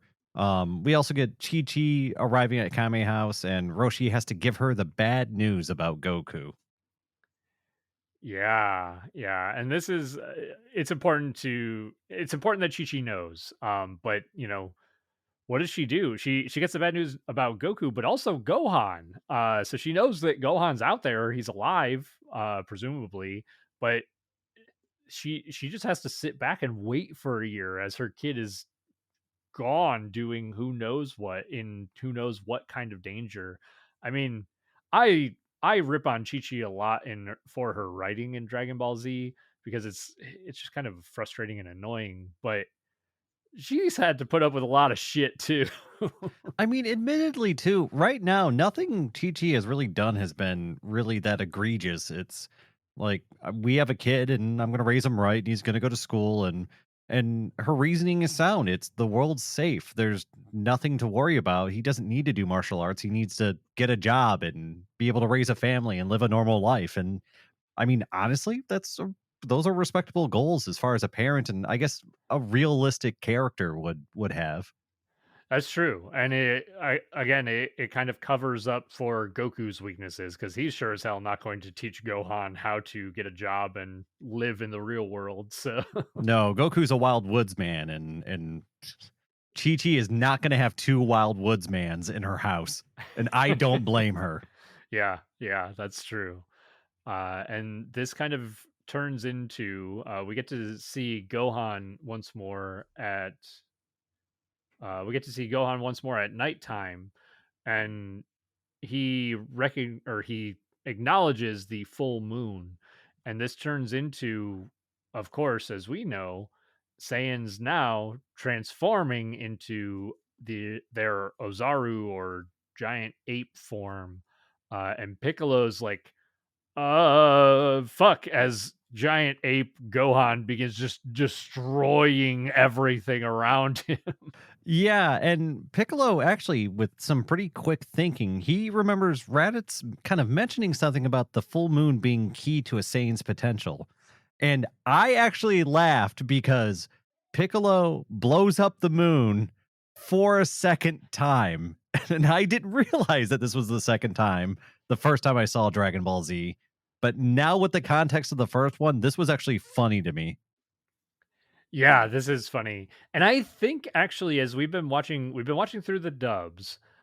I think in at the end of the Dragon Ball dub, I think that they actually did something where they kind of cover this because I think they said that Kami brought the moon back for something. I don't remember the exact moment, but I think it had to do with like when Kami was recreating Shenron and everything. Um, They did definitely mention something like that. I'm pretty sure it was Goku just like glossing over it real quick while he was talking to somebody. So I think it was literally a sentence. It was not a scene. There was no animation for it. It's just like, oh yeah, I'm here to grab all the Dragon Balls because I'm training with God. Also, the moon's back. yeah, exactly. But at least they covered it. You know, they acknowledge like, oh shit, there's a plot hole here. We fucked up. We got to put something in here. So, uh, it did make me laugh, and I do believe that, and I'm guessing that this is probably like a dub with future knowledge, but Piccolo even mentions that this will be useful in our upcoming fight with the Saiyans, and that's a really key point. It makes blowing up the moon make a whole lot of sense if you want these Saiyans to not be all juiced up when they get here. Yeah, I mean it's smart, and we know, especially those of us who have watched Dragon Ball Z, that Piccolo is kind of considered the smart or the tactical fighter. Uh, I also, just as a quick aside on things that are they did with the dub to kind of fix continuity errors in either the first or second episode. I forgot to mention it, but they have just a brief line where somebody asks, "Oh, where is launch?" Oh yeah, And I forgot about that. I thought that was great because somebody's like, "Oh yeah, Launch disappeared like 5 years ago. She went chasing after Tien and then never showed back up." And it's like you said, Dayton, similar to the moon thing. It's literally a line or two, but at least it's covering up the fact that what the fuck happened to Launch? Yeah, in original Dragon Ball, she was there almost the entire time. She's an original character, and she's just not there in Z at all. Have no idea. And I'm okay with it. Launch really didn't add much to the story at all, but at least they cover what happened to her, if only briefly. So I mean, that's fair, but you're right. That scene did make me laugh, and I don't know. Sometimes dubisms are good like that. yeah, I mean, it's good to do some writing with future knowledge of what's going to happen. So We this do kind, get from here, it's with the moon blown up and Gohan back into baby Gohan form. We get Piccolo removing Gohan's tail and giving him training clothes as this in the same color that Goku was wearing, but with Piccolo's crest on them. And I thought that was slick as hell. I love this actually. I love getting to see Goku's gi and colors with the demon kanji on the back of it. It looks awesome. Also, we get the clothes beam trademark. Oh yeah. Love clothes beams. I mean, Goku or not Goku, Piccolo is the other half of Kame, and Kame makes stuff, so Piccolo can make stuff, right? Is that how that works? Namekians are wizards, apparently. I don't fucking know. But with Gohan now having his sick new threads and a sword, not super relevant, but he has a sword now. That brings us to the end of this episode, which I believe rolls us right into episode 6. Finally arriving at the end, uh, Kaio Sama's playful test. I hope I did that right. Sounds right to me. We get a look at Gohan in the wilderness again. But this is a new Gohan. We kind of get the impression there's a bit of a time jump here because Gohan's clothes are all beaten up. He's kind of leaping around the land with confidence. He kicks a tree to collect some berries, and the same dinosaur that we saw previous chases after him. Gohan dashes away, leaps up to avoid the dinosaur, and then as the dinosaur bashes its head on a rock, Gohan chops off a slice of its tail, and we can see Gohan has been doing this periodically, shortening the dinosaur's tail, and then cooks the meat for sustenance. I mean, honestly, to some degree, it's kind of messed up that he's basically killing this dinosaur one little slice at a time. But I mean, it's there to show the like you said, the confidence that Gohan has now, where he once could barely stand and barely move, he's now thriving in the wild. And Piccolo notices this, and Piccolo declares that Gohan's ready for combat training. And this combat training is pretty brutal. It's mostly Piccolo beating up Gohan and telling him what he's doing wrong. It's pretty excellent. There is a moment where Gohan is like, I can't follow you. I can't see what you're doing. You're moving too fast." And Piccolo says, "Don't rely on your eyes. You have to feel your opponent." So I really like this as Piccolo's kind of getting Gohan to figure out how to feel energy and feel key. I like that there's at least that level of detail included in the training. Yeah, and it's I mean, I also always love the teacher student dynamic, and this is definitely one of the more bizarre ones we've seen in all of Dragon Ball where you can't tell if Piccolo is actually being a teacher or just being a jerk at sometimes. He's certainly a harsh teacher, and I think there's a point in these episodes too where Piccolo says that Goku would be a terrible teacher for Gohan, uh, because he's just not hard enough. So I don't know. It's interesting, and I mean, Gohan definitely toughens up. So you gotta say there's definitely some results here that come There from are some it. results. At what cost? Who knows? All the trauma, I don't know if it's worth it or not, but kids getting tougher. But Gohan's not the only person going through a training regiment. We also see Krillin, Tien, Yamcha, Chaozu, and Yajirobe all at Kame's lookout to begin their own training, as well as Goku continuing his way down Snake Way. So right now we pretty much have all the main characters in Dragon Ball all being active and training and getting ready for this big fight. And I love it. I love all this preparation and build up that's happening right now. Me too. Training montage, baby. Uh, and we kind of move forward, getting to see Goku now make it to the end of Snake Way. Again, bypassing all that filler that was covered in Snake Way. And then noticing this tiny little planet up in the distance, to which he leaps up to make it to the planet and then immediately gets sucked down to the ground, slammed into it. And he can barely stand up. There's something weird about the gravity on this tiny little planet. Yeah, Goku, he can barely stand up and pull himself to his feet, let alone even walk. And while he's on this planet, he's greeted by what he thinks is King Kai, this monkey that greets him while he's on this planet. And this figure kind of begins going into this dance, this monkey figure. And Goku figures that this must be King Kai's strange training regiment. And so Goku begins going through these motions with the monkey until the actual King Kai introduces himself and asks if he can join in.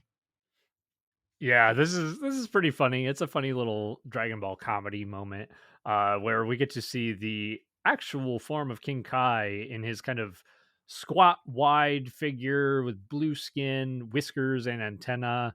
I mean, he kind of has like a bug-looking look to him.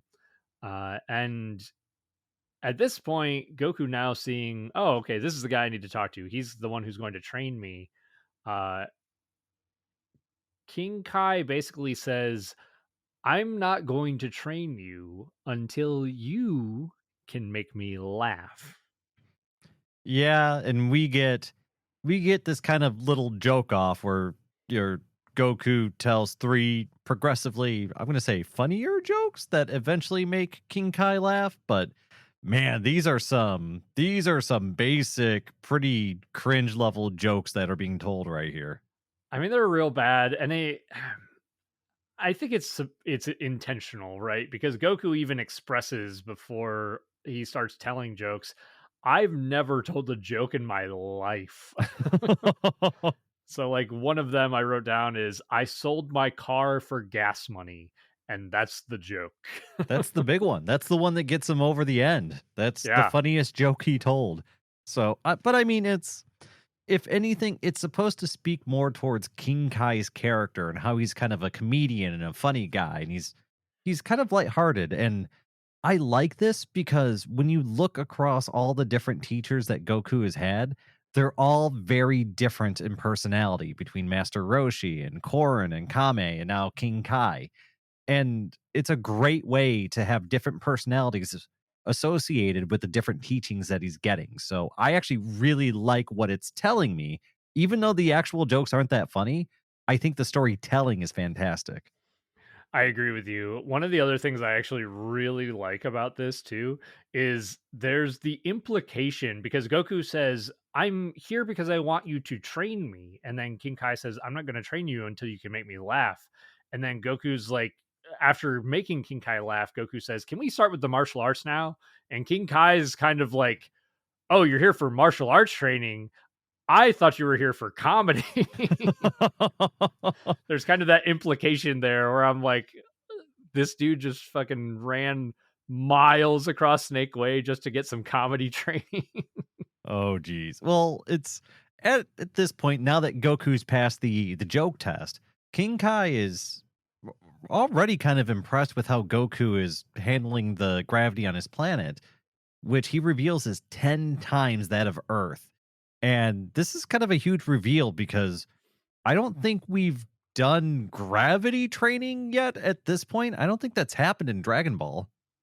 No, no, I think you're right. I think that this is the first time we're going to get to see gravity training, but it's certainly not going to be the last. No, we're going to see a lot more of this going forward, but Goku begins to explain the situation with the Saiyans to King Kai, and we see King Kai kind of showing some of his, I would say, godly ability or divine ability or whatever you want to call it by using his antenna to figure out where the Saiyans Goku is talking about are, and he says that they are 158 days from Earth at this point.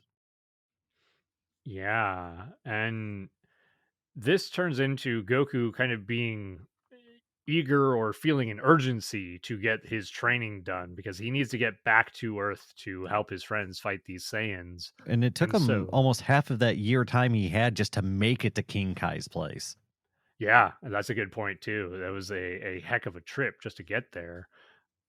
But this turns into King Kai then saying, "Okay, well, before I begin training you, your first task is to catch my monkey, catch Bubbles." Yeah, and this is I mean, can I just say that I love this? This is very a la Roshi as far as style and feel. And I love this level of training that Goku's getting from King Kai. And there's a purpose to it. King Kai wants Goku to get used to the gravity on his planet. And so catching bubbles will basically prove that he's able to move on the 10 times gravity micro world that King Kai lives on. And it's clever and wholesome and I don't know, I love it. Yeah, I like it a lot too, and it's unexpected, right? It doesn't feel like what you would expect traditional training to look like, but it turns into Goku. I mean, barely, like you said, Dayton, barely able to walk. So I mean, just barely trying to chase this monkey until he removes his weighted clothes. And then he's able to at least get into, kind of a casual run. Uh, but I think either the the ending part here is a little bit murky, where either at the tail end of this episode or right at the beginning of the next episode, King Kai tells Goku, "Hey, put that stuff back on. I want you to use that while you're doing this training." Yes, that happens at the beginning of episode 7, which is Battle with Tenfold Gravity. Goku, your training is a foot race. And this is after, of course, Goku eats his 10,000 calorie meal that he's not very thankful for. King Kai orders him to put his weights back on because he's noticing Goku starting to move a little bit too quick, right? He's starting to get a little too used to the gravity, and he wants to up the training a little bit. And there's good reason for this. Apparently, the Saiyan homeworld has the same gravity as King Kai's planet. And if he wants to be stronger than the Saiyans, he has to train at higher levels than what the Saiyans were used to. Yeah, this is cool. I mean, it's interesting. And Goku even there's like a little exchange where Goku's like, "Oh, well, that's no big deal. I'm a Saiyan too." And King Kai doesn't give a response, but we kinda get this facial expression from King Kai like, "The fuck? What?" I mean, it's so Goku to just blurt something out like that and have no idea what the meaning of it is. It's like, "Oh, yeah, I'm also a Saiyan. Anyway, I'm gonna go catch this monkey."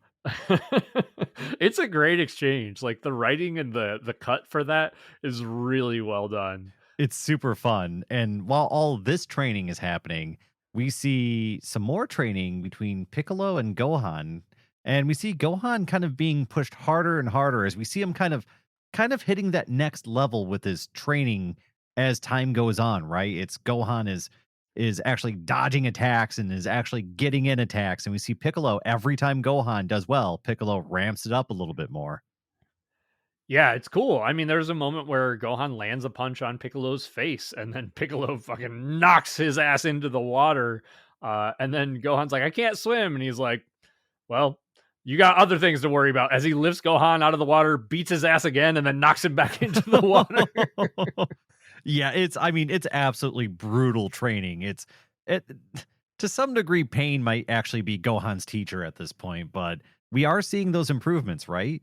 And we see Piccolo even there's a scene where they're I guess kind of having some downtime. And Piccolo sort of compliments Gohan by telling him how he's no longer crying like the baby he used to be, and Gohan sort of responds that his father said that Piccolo is more of a grump than an evil man. And this, I guess, compliment kind of catches Piccolo off guard, right? He's not used to anyone saying anything kind, I guess, is what I would call that. That's probably kind compared to what Piccolo has normally been called. Yeah, it's a funny thing too, right? Because you're kind of getting this. The writing for Gohan is good because it's kind of an unfiltered child's perspective where children don't understand social norms. They don't care what they say really. So Gohan just kind of blurts this out, not really thinking about the ramifications or even thinking about how it's going to make Piccolo feel. But it clearly has an effect on Piccolo. I mean, for both Goku and Gohan to be like, he's not so bad. Yeah, and I mean, it's a great scene. I'm glad they left the scene in here and it's delivered very well. The voice acting all hits home. You get all the emotion out of the characters, even though the lines aren't necessarily profound. I think it's all in the delivery. The lines are good, but the delivery is so good here is that's what makes it work. And I really do have to compliment the voice acting back and forth on this one. Yeah, yeah, I agree. It's really well done. We kind of keep moving forward as we get to see a little bit of our Z fighters training on Kami's lookout with Tien fighting Dude, and it's Yamcha. awesome. We get like a montage and it's freaking great, man. I love training. Oh yeah, this is cool. We get to see Krillin fighting Yajirobe, and Yajirobe just not taking it very seriously. And I don't think I made a note, but I it's either this episode or the next episode when they're training where we get to see they're actually wearing the same weighted shirts that Goku wears. They're training in that weighted gear, which apparently was like Kami's doing, I guess. Now that you mention it, that was a show not tell moment where I think they just put that stuff on, but they don't tell you about it. And you're right, that is the exact same stuff. I didn't even notice that until you mentioned it. So yeah, I don't know if it's here or later, like you said, but they do eventually put on the same weighted clothing that Goku had on. Holy crap, I didn't catch that. It's a really cool little detail because I was looking, I was like, oh, they've got different outfits. And then I'm like, wait, it's not different outfits. They're all wearing the same blue shirt that Goku wears. It was really just a really cool little detail. I love it. And I mean, with everyone going through their training, we see Goku kind of going through I guess, the end of his first leg of training as he starts really moving around on King Kai's planet and he's starting to use the terrain to his advantage. When Bubbles runs one way in the planet, it's such a small planet that Goku can run the other way and catch Bubbles on the other side of the planet. We see Goku hiding behind buildings and trees, and eventually he's able to catch King Kai's monkey Bubbles and pass the first test. Yeah, this is cool. It's fun to see Goku.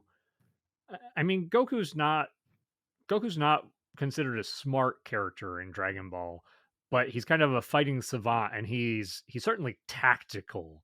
So this is that kind of coming out as he's like, well, I don't have to run in a straight line and just follow Bubbles. I'm going to go the other way and I'm going to cut his ass off. And King Kai is actually very impressed by how quickly Goku has shown progress. And we get kind of some internal monologue from King Kai where he wonders if Goku could learn the Kaioken technique, which any Dragon Ball Z fan will know what that is and how powerful it can be.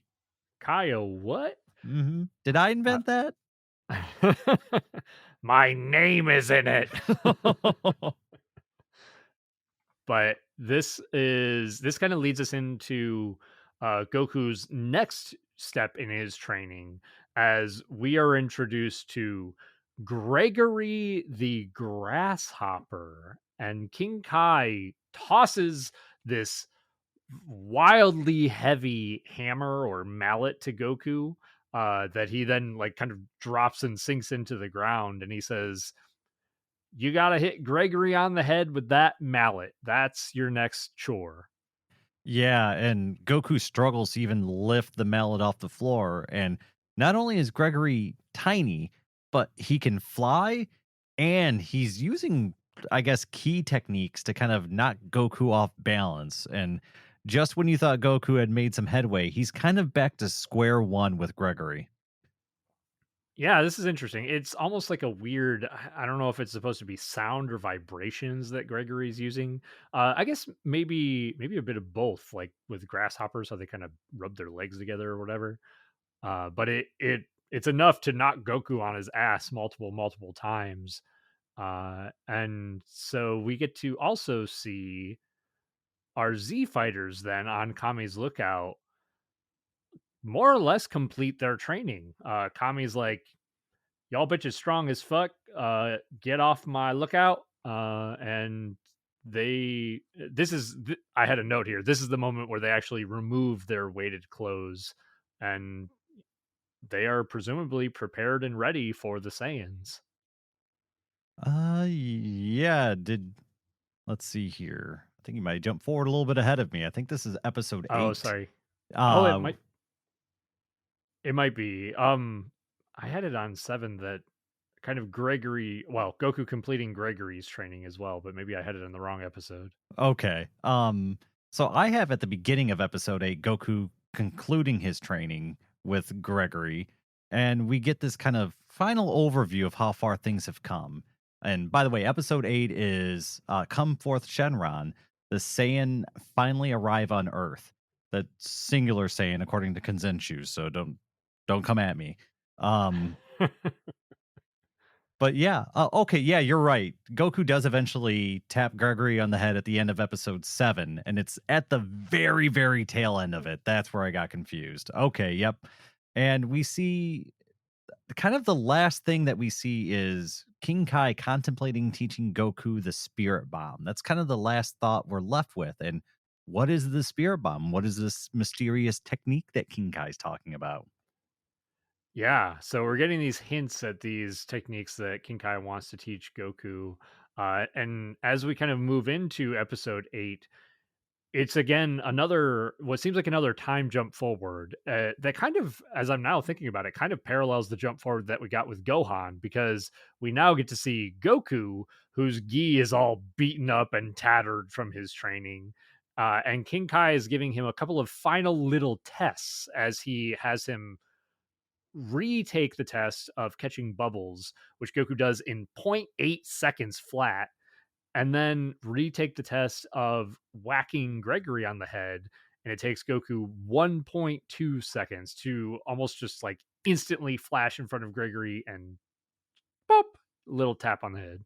Yeah, I mean it's a great way to show kind of where Goku measures up now and just how far he's come in this amount of time. And especially with DBZ Kai where everything's moving at such breakneck speed, it's hard to I guess feel how long these characters have been training for.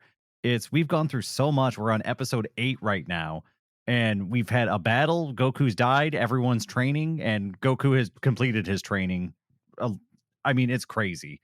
And we also get another reveal after this measuring stick moment where Goku charges up his new technique, the Spirit Bomb.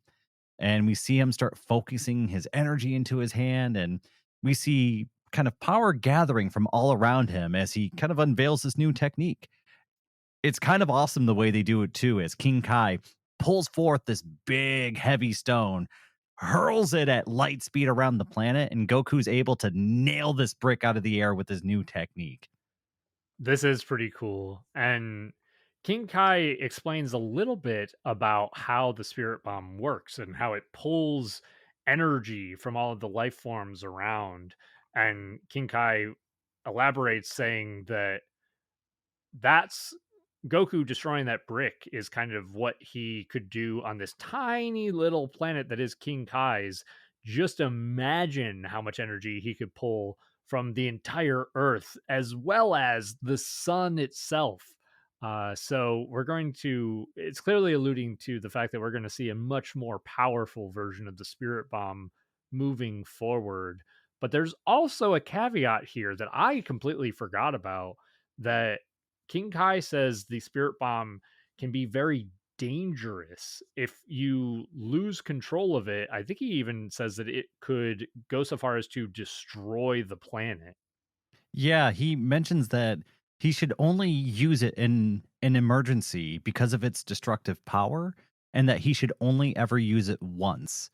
And so these are the two caveats that he gives Goku about using the Spirit Bomb. Yeah, this is interesting, and I think we're going to get some. Well, Dragon Ball has a tendency to say, "Hey, this technique or this transformation is dangerous," and then kind of forget about that over time, which is a bit of a bummer. But I forgot that this was even in here at all about the spirit bomb. I mean, at least we can talk about the Spirit Bomb some other time. But either way, Goku, for the first time in a while, has I mean, gosh, actually, the show's going very quickly. But Goku has a new technique, and I mean, it's fun. I'm excited to see this new technique, and we're gonna probably see it sooner rather than later with the rate everything's moving at. And yeah, King Kai shifts from being impressed with Goku to going into complete panic as he realizes he lost track of time and that the Saiyans are going to arrive on Earth tomorrow. Yeah, and the problem here is that Goku, after being resurrected, which he hasn't been at this moment, then has to travel back from King Kai's planet to Earth. And in this case, has to travel all the way back across Snake Way, which we already know took Goku the better part of half a year to do. Yeah, so I mean, either there's a shortcut or this is going to be another measuring stick moment. So we'll see. And I mean, we have the other problem, like you said, that Goku's technically still dead, but thankfully King Kai at least has the solution to that by becoming a living telephone that when you put your hand on him, you can call whoever you want. Ring, ring, King Kai phone. But yeah, this turns into them contacting Master Roshi while he's on the toilet, obviously. But they kind of had this conversation out about getting the Dragon Balls. They've already collected them, Roshi says. And Goku says, "All right, hurry up, use those things, resurrect me, because I got to get back." He also even tells Roshi that he's going to be late and that the other Z fighters, they have to find a way to hold out until he can make it back. And so he kind of gives them the heads up that this situation is going to be dire. Yeah. I also I made a note here, and this might be an anime only thing. There later on when Goku shows off the instant transmission, King Kai says, "Oh, if you wanted to learn the instant transmission, you could have just asked me." And King Kai demonstrates that he knows how to use the instant transmission. So there's there's Oh, buddy. this little bit of frustration in me that is like, But King Kai could have just instant transmissioned him over to even just to King Yema's, and then Goku could have gone from there. But uh, there's a lot of plot holes in Dragon Ball, and that's We just won't think too much about it. yeah, Listen, no one's said anything about instant transmission at this point, so I'm going to ignore that it exists. yeah, it's fair. But before Goku can leave King Kai's planet, he's got to get some new swag, right? Like he's wearing all these ratty clothes that he's been training in for 6 months, and King Kai decides to do, well, basically what Piccolo did and give him some new threads, kind of in his traditional, orange and blue attire. But there's a slick new crest on the back there with King Kai's name on it. This is my favorite look for Goku, full stop. I love the King Kai symbol on the back, but I also love him having the turtle symbol on the front to kind of pay homage to at least two of his most prominent teachers. Plus, it just looks so good. It looks fantastic. It's arguably his most iconic look. Yeah, yeah, I would definitely agree. And this turns into, let's see, Gohan. We get a scene with Gohan again dodging attacks, dodging ki blasts against Piccolo.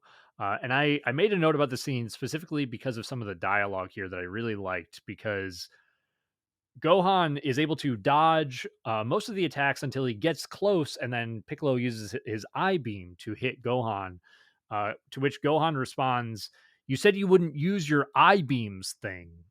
And Piccolo says, "You can never trust your enemy, especially in a fight." And Gohan replies with, "But you're not the enemy." This is, again, fantastic writing. Like, it's such a small little line, and it means so much about these characters in this moment. Like, Piccolo, we saw Piccolo in at the end of Dragon Ball trying to kill Goku, trying to take over the world, and Gohan at this point just says, you're not a bad guy." Like, again, the innocence of a child here. I love this scene. The innocence of a child and just how much Gohan trusts Piccolo at this point. When they started their Yes. adventure, Gohan, he hated Piccolo. He didn't want to be there. He was upset at the whole situation, and now Gohan fully embraces Piccolo as somebody who he can trust. And when Piccolo says, "I'm not going to do something," Gohan believes him. Why would he believe otherwise? He's a kid and he trusts this person. Yeah. I maybe even saying that it's the innocence of a child isn't quite the right way. I think you actually expressed it a little bit better, Dayton, where it's more about the fact that Gohan's been out here not only by himself and learning to survive because of Piccolo, but then also training with Piccolo. And so Gohan is starting to see Piccolo's not so bad. Like, Piccolo's, trying to do something good for the people of Earth, do something good for me, and, clearly, while in his own way, clearly cares about my well-being. So this is great character development. I love it. I believe there's even another moment around this point where Piccolo goes a little bit too hard on Gohan, kind of knocking him down and we see what is it? We get Piccolo actually showing some concern over possibly hurting Gohan, asking if he's all right, and maybe mentioning that he may have overdid it a little bit. And that's not something you hear from Piccolo, showing concern over another living person's life. I don't That's a know. I good mean, point. there's some back and forth wholesome moments in this. And this is also the point where we see Gohan kind of unexplained, fashion change. We were talking about this a little bit before recording, because there's just one scene, and they're almost like they're maybe a couple minutes apart. One scene with Gohan in his orange gi like his father's, and then the next scene that we see Gohan and Piccolo, Gohan's in the purple gi like Piccolo's with the white headband and the long hair. It's they don't give any sort of explanation. We don't get to see the actual like change of attire, and it's not that big of a deal. It's just a little bit weird. It's kind of jarring. It doesn't really affect anything, but you do notice it, and it did make me laugh a little bit. But I believe S- from here we do get a scene with the Dragon Balls actually being gathered and Shenron being summoned. And we get a couple things with the wish making here where Oolong suggests using Shenron to kill the Saiyans, but Shenron cannot grant that wish because it is outside of Kame's power. So that's the limitation of Shenron's ability, which is really interesting.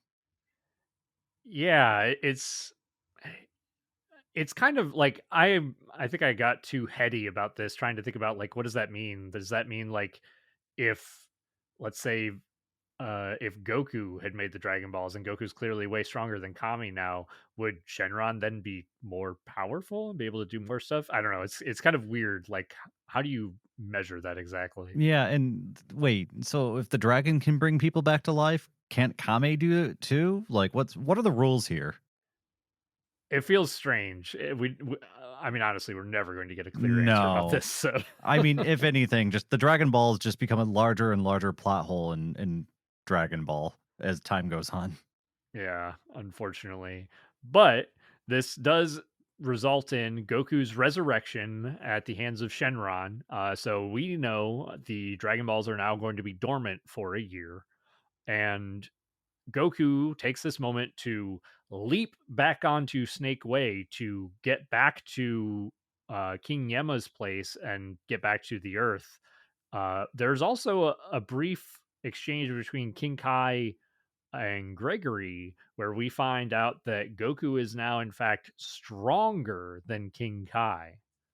Yeah, and I mean, all this stuff is happening so quick, but I guess we did have some time jumps, and we have seen Goku's just, I mean, insane improvement over his sessions with King Kai from going from being unable to move pretty much at all on his planet to thriving with full weights and everything on.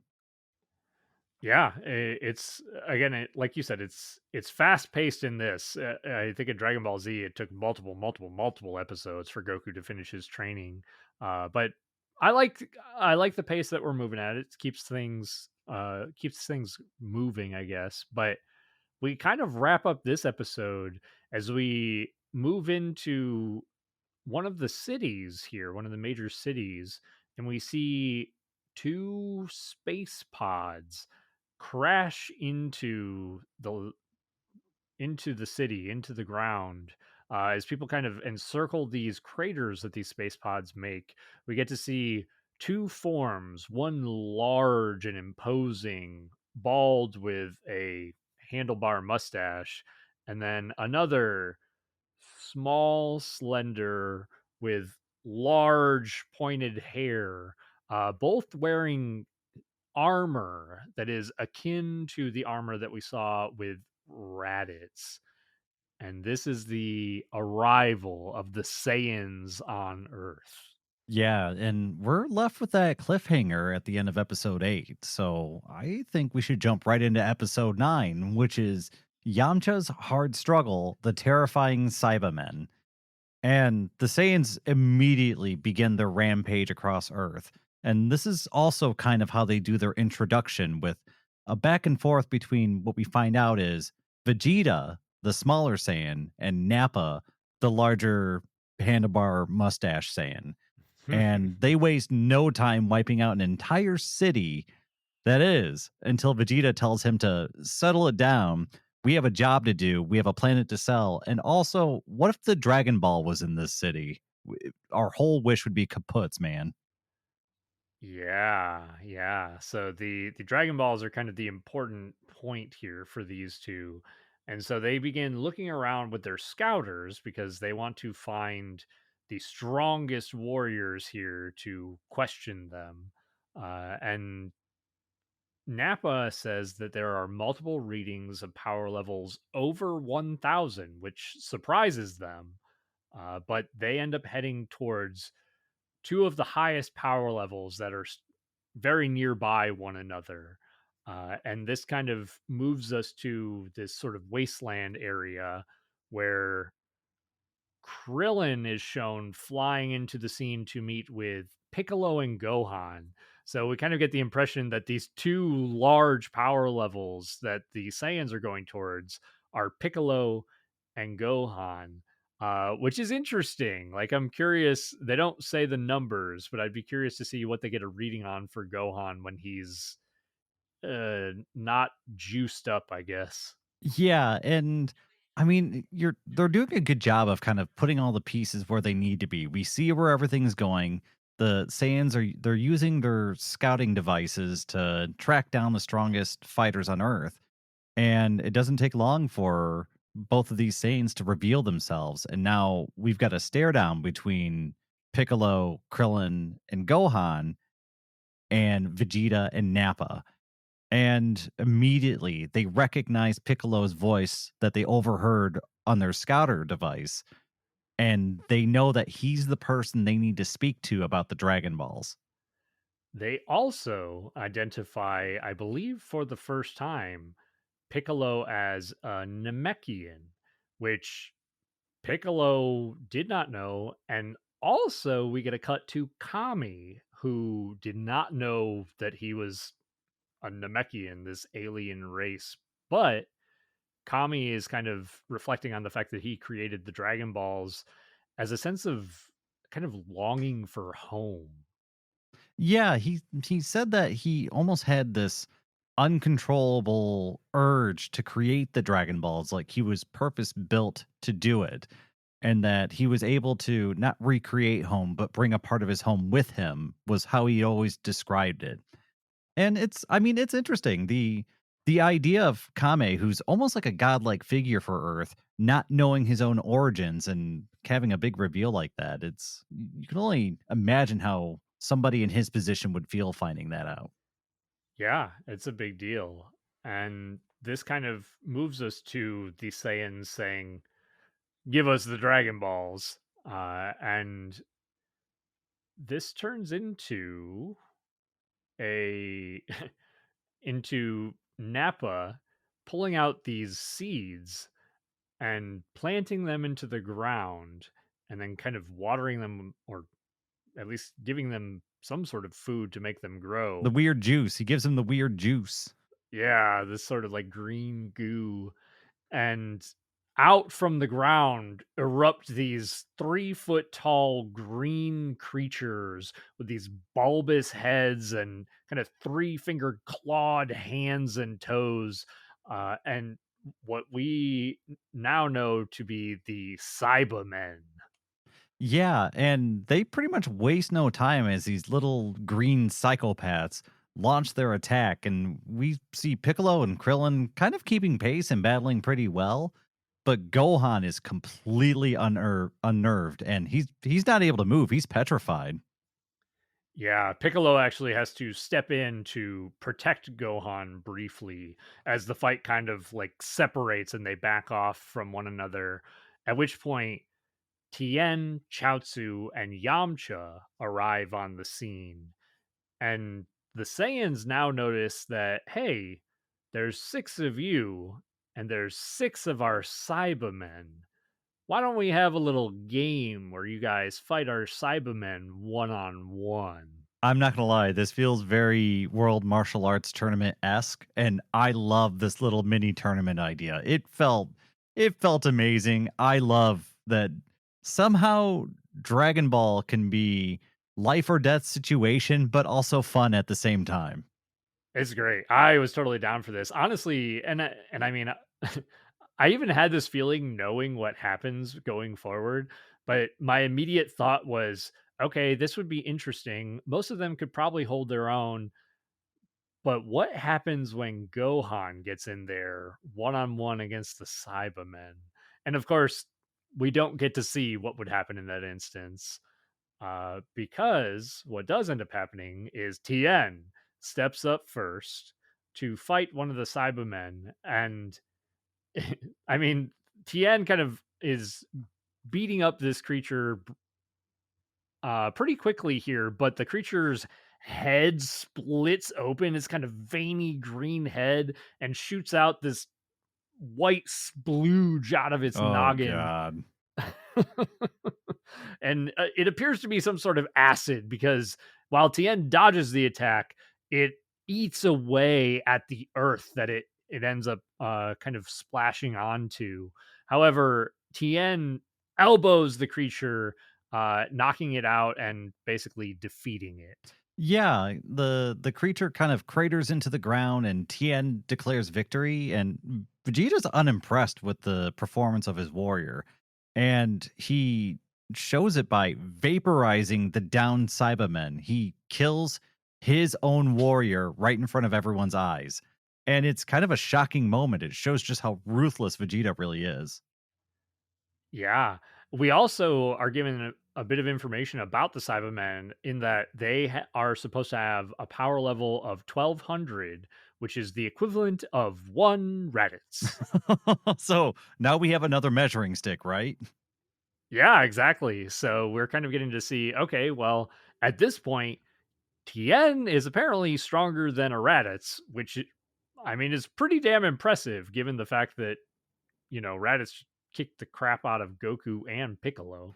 Yeah, and remember, Goku's power level was just above 400 a year ago, and we know that Tien isn't as strong as Goku. So these power levels they're rising pretty quickly. Yeah, and that's not going to stop anytime soon either. No, nope, not at all. But speaking of high power levels, Yamcha is stepping up to the plate next. And this one's interesting because the battle begins and we see the Cybermen and Yamcha just disappear. They're gone. And we see Gohan kind of struggling to find them. He can't see where they're at.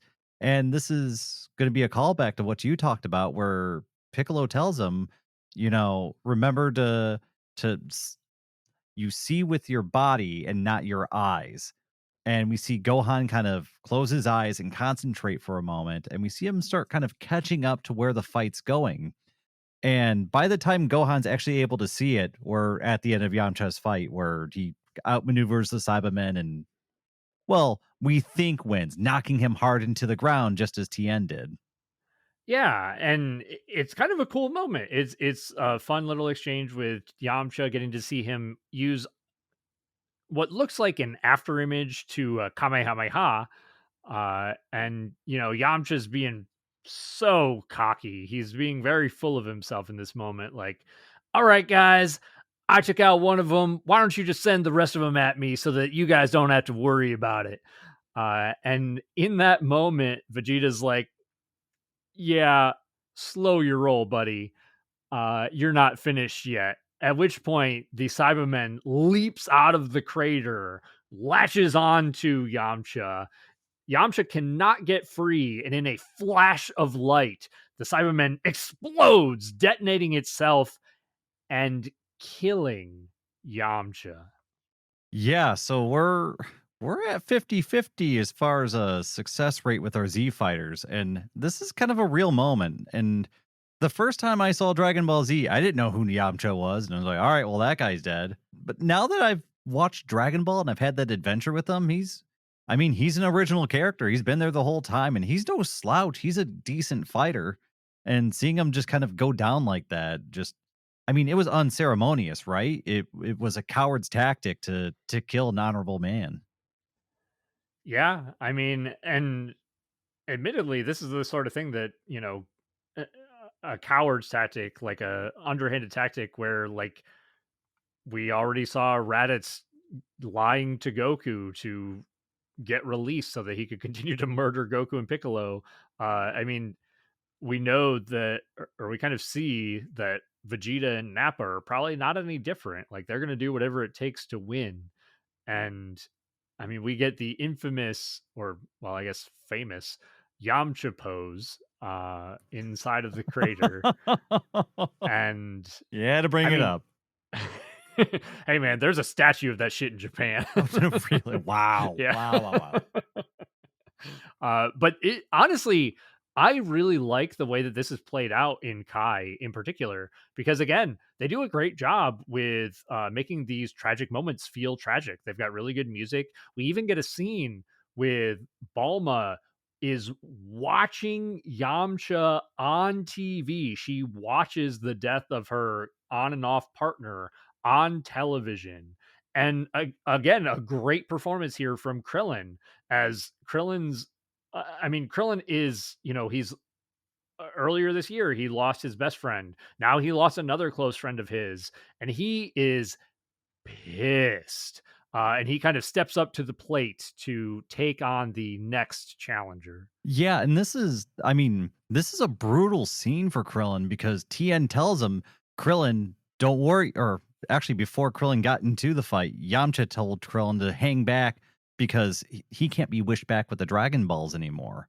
Right? Yamcha stepped in front of Krillin during this fight, and it could have been Krillin who was lying in that crater. But the way things worked out, Krillin gets to live. And on top of that, Vegeta is just being awful. He tells Krillin to clear the trash from the battlefield so that way they can continue their fight. I mean, it is just awful. It's great writing, It honestly. really I is. I really like this. It's good characterization for Vegeta. It's as much as people like to make fun of Yamcha for this moment in particular, it's really, I mean, it's kind of a noble move on his part to be like, "Hey, Krillin, we know you've died once, and we know that if you die again, you can't be resurrected with the Dragon Balls." So Yamcha's like, "Let me go in there. If anything happens, you guys can still wish me back." Uh, I mean, doing that with the idea that you might get killed, even if you can get wished back, it's pretty damn noble, man. It really is. And I love the voice acting in Krillin during all of this, just the delivery. And at the very end of the episode, Krillin is pissed. He's done with this. And we see him start charging up his key, asking everybody to stand back. And we're kind of left on that cliffhanger. Yeah. Yeah. This is excellent. It's suspense. It's suspense. It's written so well. I love it. And I'm not going to stop here because I want to know what happens, which is in episode 10. Wait, Chaozu. Tien Shinhan's screaming Kikoho. You got it. Yeah, so we pick back up where Krillin is gathering an intense amount of ki in his hands, and we see him kind of launch this slow moving, just large key blast towards the Cybermen and Saiyans, and they all jump out of the way. It's an easy enough dodge. Krillin grabs the beam, controlling it, turns it up into the air. There's this big explosion as this rain of smaller beams comes down and starts impacting all the Cybermen and both Saiyans all in one blast. This is awesome. And I think both Dayton and I really love Krillin. So this is his scatter bullet technique. I love that this is building off of a new technique that we saw Krillin pull out in the last tournament. If we're kind of going chronologically, like in the 23rd World Martial Arts Tournament where Piccolo Jr. almost murdered everybody, Krillin used a very similar technique that was like a turning key blast. And then this one is a turning key blast that then splits into multiple key blasts that are controlled. It's really cool. It's cool to see Krillin's continued progression with this. Yeah, and it's an adaptation. It doesn't feel like it came from nowhere if you watch Dragon Ball. It's a natural progression and it's good writing, it's good ability development. I'm a huge fan of it. And on top of that, I loved the aftermath because Krillin wipes out all of the Cybermen except for one who snuck away into a crevice and leaps out during the chaos to try and grab onto Gohan. And Piccolo actually steps in to save Gohan once again. And I love this. He grabs the Cyberman by the arm before he can grab Gohan, turns and hurls him into the air, and then just opens his mouth and fires this quick key blast that just vaporizes the Cybermen. It is a brutal sequence, and I love it. Yeah, it's maybe one of the most savage deaths that we get to see here. It feels so good. Like he's just chucking the Cyberman into the air like a skeet shoot. It's really cool.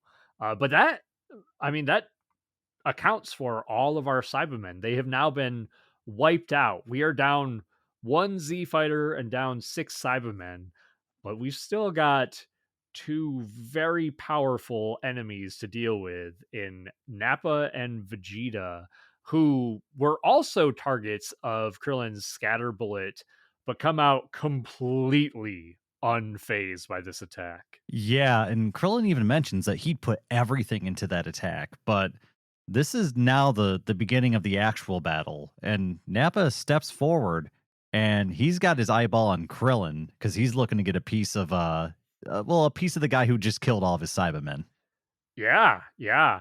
And as a result, I think this is where Piccolo kind of steps in with a key blast of his own, trying to hit Nappa unaware. However, Nappa just barely dodges out of the way, the key blast destroying rocks in the background instead. And Nappa then kicks Piccolo, blasting him through one of the nearby mountains. And then Nappa charging up, while Chaozu kind of attempts to hypnotize him. Nappa's like, "Get the hell out of here, you little fly," and gives him a mouth key blast that just knocks him out of the fight. Uh, and then we get an epic moment here as Nappa hones in on Tien. Yeah, and it's now Tien's turn to take on the hulking Saiyan, and there's one thing I want to point out. T They do a great job with Nappa and having attacks that connect have weight. So the battle between Tien and Nappa it's a pretty short but brutal exchange where Tien is basically outclassed. Tien doesn't land a blow, he gets outmaneuvered, and we get this, I guess, karate chop. I don't know how else to describe it, that lands hard on Tien's arm and cuts right through it. And this isn't a Namekian. This is a regular old human who just had his arm chopped off from him. Yeah, this is wild. I'll be honest, I both love this scene and also get a laugh out of it because I know you described it as a chop, and I think it's probably supposed to be more of a chop, but visually, it looks like Nappa just full on punches Tien's arm off. Bro punched my arm off. And it's like a clean, like it is a full on line straight through Tien's arm. Uh, I so will it's say I just was disappointed with the lack of blood from an arm being chopped off. and I didn't look that up for the original to see if that got censored at all, but I don't think it's a terribly graphically bloody scene even in the original Dragon Ball Z. So, I don't think so either, but dude had his arm chopped off. Give me some blood or something. Come on. I want just a taste of gore, not too much. yeah, yeah, I don't blame you on that one. But I mean, we've at this point we've lost a Z fighter, we've lost an arm. Our Z fighters are getting messed up, and I mean, they're only fighting Nappa right now. They haven't even started with Vegeta. Yeah, and after Tien gets his arm chopped off and then just blasted, cratered into the ground, we get Krillin kind of attempting to step in and help. But before Krillin can do anything, we just get Nappa waving his arm and just a series of key blasts just detonate the ground. And even Piccolo looks at the craters that they leave and just mentions how they seem endlessly deep, kind of showing how powerful Nappa is compared to everybody else. Yeah. And in this moment that is starting to feel more and more hopeless, Chaozu leaps out and lashes on to Nappa's back. And given the size differential here, Nappa can't quite reach back and get this little gnat off of him. And so he begins kind of like leaping into rocks, trying to smash Chaozu into the rocks. And Chaozu has a brief verbal exchange with Tien as Tien's like, stop what you're doing, don't do it. And Tien or Chaozu's like, I don't want this guy to kill all of you. And we get our goodbye, Mr. Tien moment as Chaozu self destructs on Nappa, leaving just a cloud of smoke in his wake. Yeah, and we get this moment where Tien is kind of both angry and mourning over his best friend's death. And he understands that Chaozu's already been wished back by the Dragon Balls, and this truly is his final farewell. And to kind of add icing to this, I guess, shit cake. Well, Nappa's fine. This attack had no effect on the Saiyan warrior, and Chaozu's sacrifice was pretty much in vain. Yeah. And I mean, to speak of excellent vocal performances, Tien here and Tien's voice actor, phenomenal as Tien goes on the offensive, basically getting pummeled, but still trying to avenge, like you said, the death of his best friend who can now not be brought back. But Nappa is just beating the shit out of Tien no matter how hard he tries. And as Krillin tries to run in and help his friend, Piccolo says, "No, stop. We're not going to have a chance unless we attack him while he's mid attack and he's not expecting it. And we need to coordinate." So Piccolo calls this coordinated attack with Krillin and Gohan. And so they kind of move in formation to execute this attack. So there's a few things I really love about all that's happening right here, right? One is I mentioned earlier about the weight of the punches and kicks that are being delivered in this. The the fight animation, the choreography's been mediocre so far. The animation's been pretty mediocre so far. Not bad, not not great. But this scene with Tien just getting pummeled because the weight of each blow is so well conveyed, you really feel like Tien is just getting just brutalized out there. You understand why Krillin wants to rush in and help. And I love this moment too of their coordination because Vegeta overhears the whole thing and he just wishes them good luck. He's not even worried. It's hilarious. It also speaks to one, how powerful they think they are, and two, how they're not. I mean, I don't know if it's ego or I don't know if it's a power difference, but Vegeta just has full confidence that whatever they do will fail. Yeah, probably a combination. Yeah, you're absolutely right. And Vegeta's thoughts kind of come to fruition here as Krillin and Piccolo in succession kind of deliver blows to Nappa, bashing him one way, the other delivering a blow, knocking Nappa directly towards Gohan, expecting there to be a third blow delivered to the Saiyan. Gohan, however, is frozen in fear as the other two Z fighters kind of yell at him to attack. Gohan runs away behind a rock, which causes Piccolo and Krillin to try to improvise and fire ki blasts at Nappa, which he easily dodges in the last moment. Yeah, and this is kind of a hope for victory fades moment as their one chance to take down Nappa kind of slips away from them as Gohan is unable to contribute to the fight. And we know Nappa's more powerful than any one of them individually, and the element of surprise is gone. And we even get a moment where we get a scene with Kame kind of contemplating his death, and Tien is remembering his, his lost best friend, and they have this somber music that's accompanying this little somber montage. It's a really nice scene to kind of frame how bad everything really is right now. Yeah, this is excellent. And again, great delivery here. I had to look it up. I think it's Sunny Straight here. Or well, sorry, that's Sunny Straight for Krillin, but Tien's voice actor here is does an excellent job as he delivers a one-handed tri beam, uh, putting all of his energy into it. And it for anybody who has watched Dragon Ball, the detail here is important where we've been told that the tri-beam is a dangerous technique because it pulls from your very life force to deal damage to your opponent.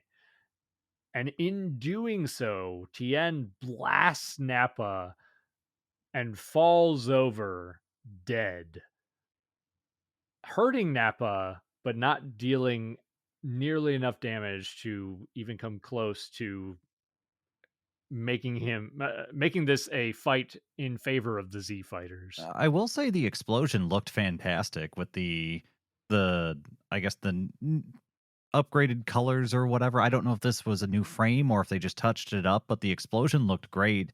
The sound effects were fantastic. The voice acting was great here for, I guess, showcasing a really powerful, kind of heartfelt moment.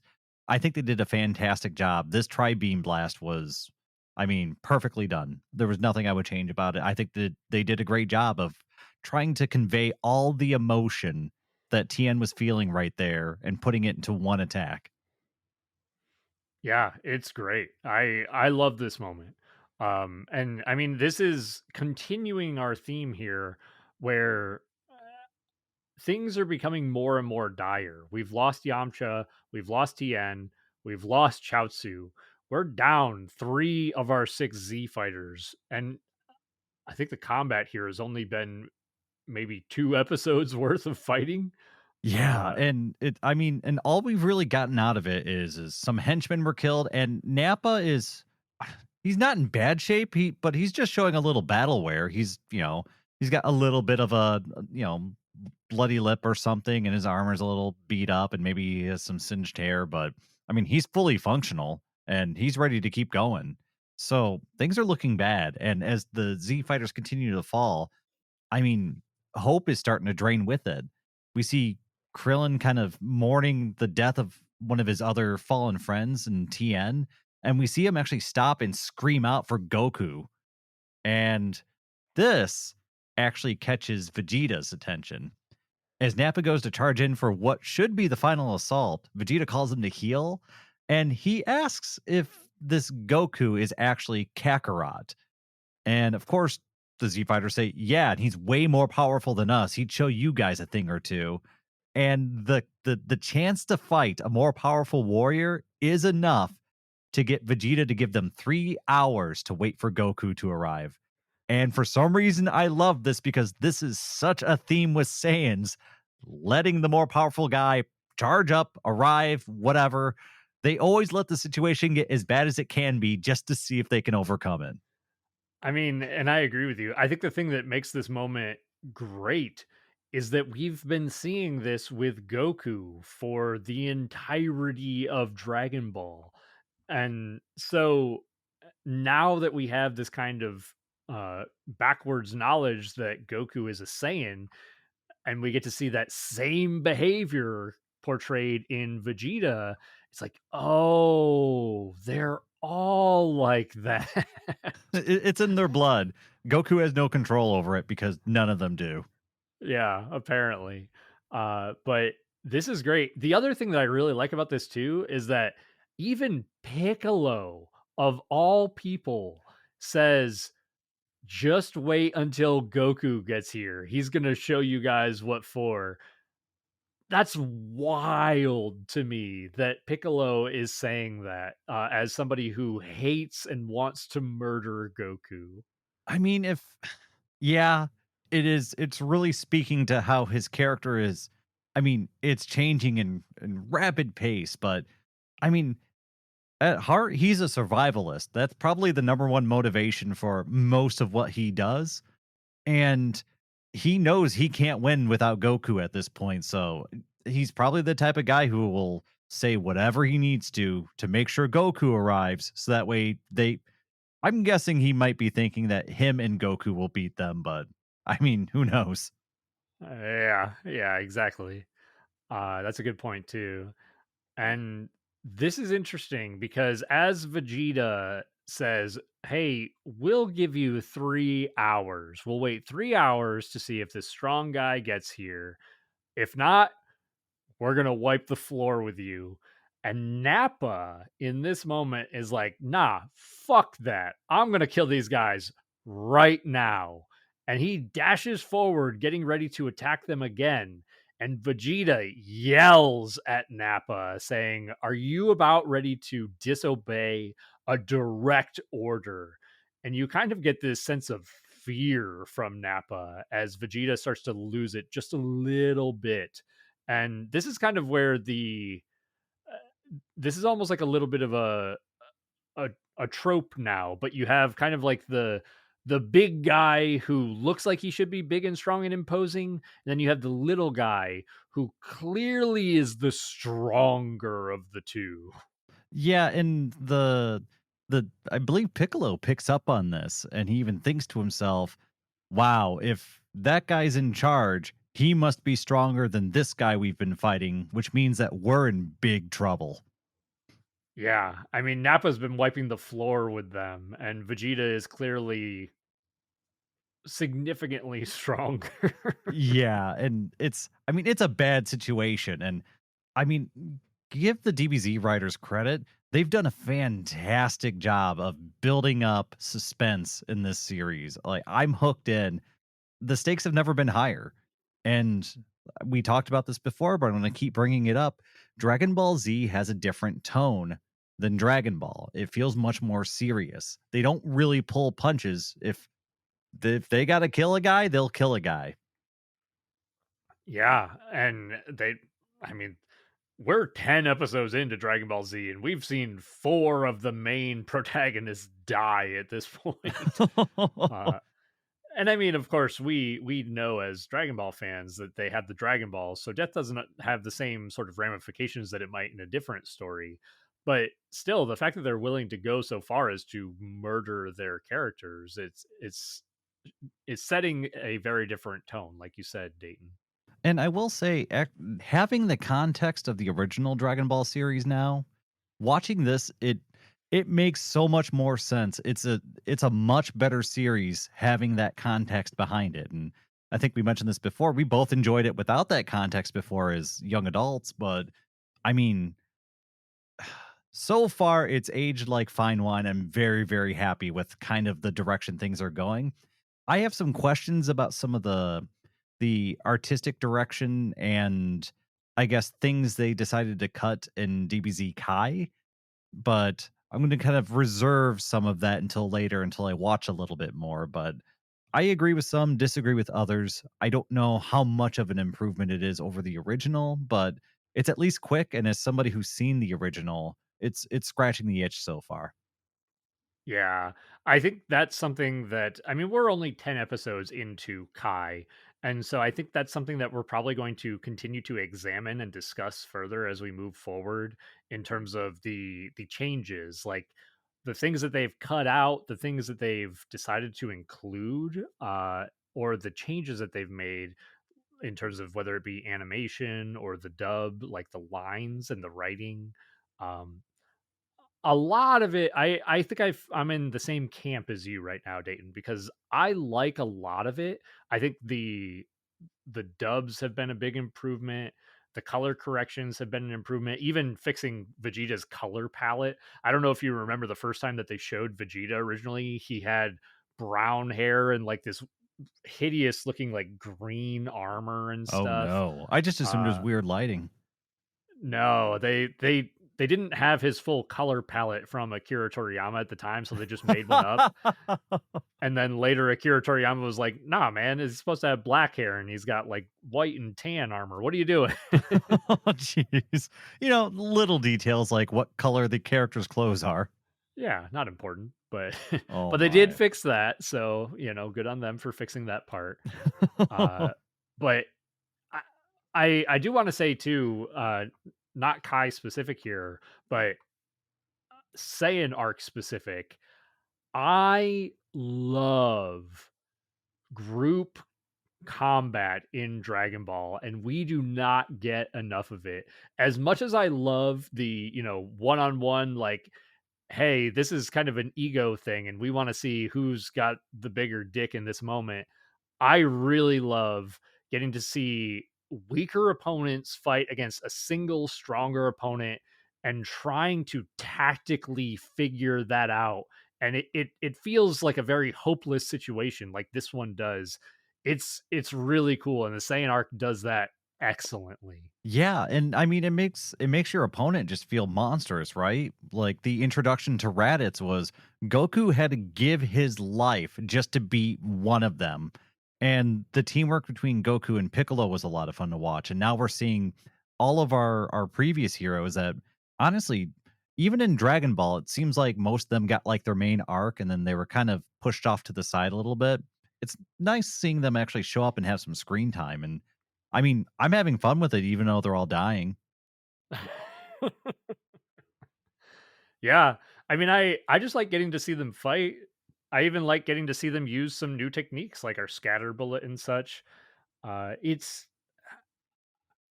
it's just a different type of entertainment than just seeing two guys slugfest it out. I think it's one of the biggest differences is that when you have two people fighting, it's basically just okay, who is the better fighter, who is the stronger fighter. But when it's a bunch of weaker guys against one stronger guy, they really have to work smarter to make anything happen and make anything come out of that in their favor. Yeah, and I like with Nappa and Vegeta, I like the style of tactics they chose to try and defeat them. It was very cutthroat. It was very wait for the element of surprise. It's we're fighting a tougher opponent, so we're only going to get one shot sort of thing. Yeah. I mean, in a way, you could kind of I mean, I know Piccolo's the one who suggested the coordinated attack. It's kind of a sucker punch. Like it's kind of an underhanded tactic in a way. But I mean, of course, Piccolo's like you've mentioned, Piccolo's a survivor. Piccolo's thinking, we're way outclassed here, man. We got to use any and every tactic we can possibly pull out to even come out like on an even keel in this fight. And we've already seen just how ruthless the Saiyans are, how they'll say or do anything to win. It's if anything, now it's a fair fight because everybody understands the rules, right? Yeah, yeah, definitely. I mean, if the Saiyans are going to be cutthroat, I mean, our heroes got to be a little bit cutthroat as well. And so, I mean, this is the last episode that we're covering for this episode. I thought this podcast episode was going to be shorter, and I was not considering how dense these episodes are. Yeah, I didn't look ahead. I was like, all right, 10 episodes, that should be a good amount. I know it goes a little quick. Oh my gosh, it goes really quick. And each episode, there's so much that you've got to keep track of because they also work in all these little one lines that mean something in the future. So you kind of have to go through and dissect all of that in a single episode, even though it's just they just said blank. Like, all right, well, blank means a lot of things, so we have to go over it and who they said it to and what it means to them as a character. Just like Gohan and Piccolo sitting around the campfire, just giving each other a couple compliments. Those compliments mean a whole lot to their characters and their development and where they are in their story arc. I mean, the some of this stuff, they took an entire episode's worth of content and condensed it down to just a brief scene, and it needs to be covered. Yeah, yeah, you're right. I uh, honestly, I think almost every scene that they kept was worth keeping. There's almost no scene in here that feels extraneous or feels like it should have been removed. I think they've done a really good job of kind of piecing things together so far. I'm a little bit worried about the animation choices and some of the editing that they've done. I hope that doesn't ruin some of the bigger moments.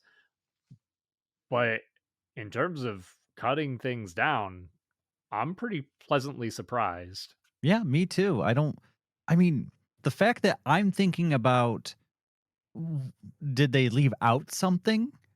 Like, that's what I'm worried about because, I mean, almost every bit of content they've put in's been good, but for some reason, that makes me worry that maybe there was some good content that got cut for time's sake. I don't know, man. There's a lot in here, and there are some moments where I feel like they need to slow it down just a little bit to add some, I guess, some weight or emotional impact to certain situations. But other than that, I think it's great. Yeah, I agree. I as someone who is and I think we both are big fans of Dragon Ball Z Abridged, one of the things that I don't like about Dragon Ball Z Abridged, and this is kind of a weird thing to say about it, but is that I worry that I'm missing out on cool moments from the original. And mostly it's it's the combat. I worry that there are cool combat scenes that I'm missing, and in Kai, I have a feeling they keep more of that, but I still have a feeling that there's some stuff for the fight scenes that they've probably cut out. I do know that there's a very clear scene in my head of, I believe it's Raditz and Goku. It's a very zoomed out view, but it's them with like the same 3 or 4 frames of them exchanging punches, and it's just them kind of moving around, and it looks really awkward. I know that was cut, and I don't blame them for it. Hey, that's a fair point. I mean, maybe they're keeping some of just the better fight sequences too, and we're not we're not missing anything by them cutting out the bad fight sequences, or maybe Yeah. even like recycled animation if how they tend to do that in Dragon Ball at times. Yeah, I actually noticed very maybe no recycled animations. I think this was pretty straight to the point.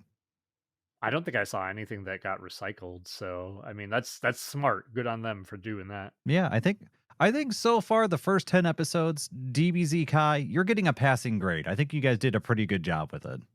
Yeah, I got a little bit annoyed with the censorship, particularly the hole in Goku's chest. There are a few panels and a few scenes that they kind of drew over that I wasn't a fan of, but overall, for like a general experience, I think I could overlook those. And yeah, it's pretty good so far. Yeah, it's a good time. I mean honestly, I'm really excited to see what they do with the well, what's happening next because I've seen Dragon Ball Z. I know the future. Yeah, I mean, with that, gosh, if we, I just want to also point out the Saiyan arc for Kai is only 16 episodes, and we split it up into two podcast episodes covering episodes 1 through 10 and then 11 through 16. If we had covered the entire Saiyan arc in all 16 episodes, our podcast episode would have been 10 hours long.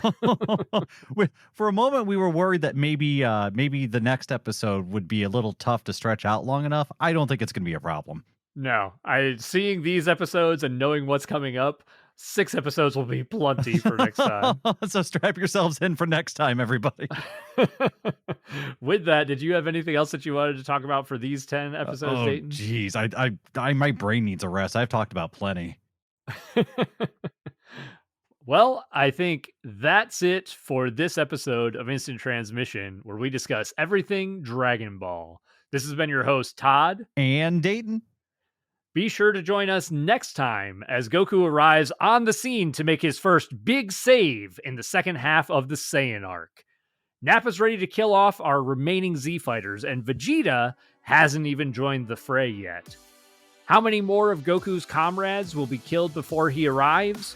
What kind of power does the Prince of all Troll Dolls possess? The fuck's a Kaioken? Find out next time. And to all our fellow Dragon Ball fans, stay safe out there, and remember to keep rocking the dragon.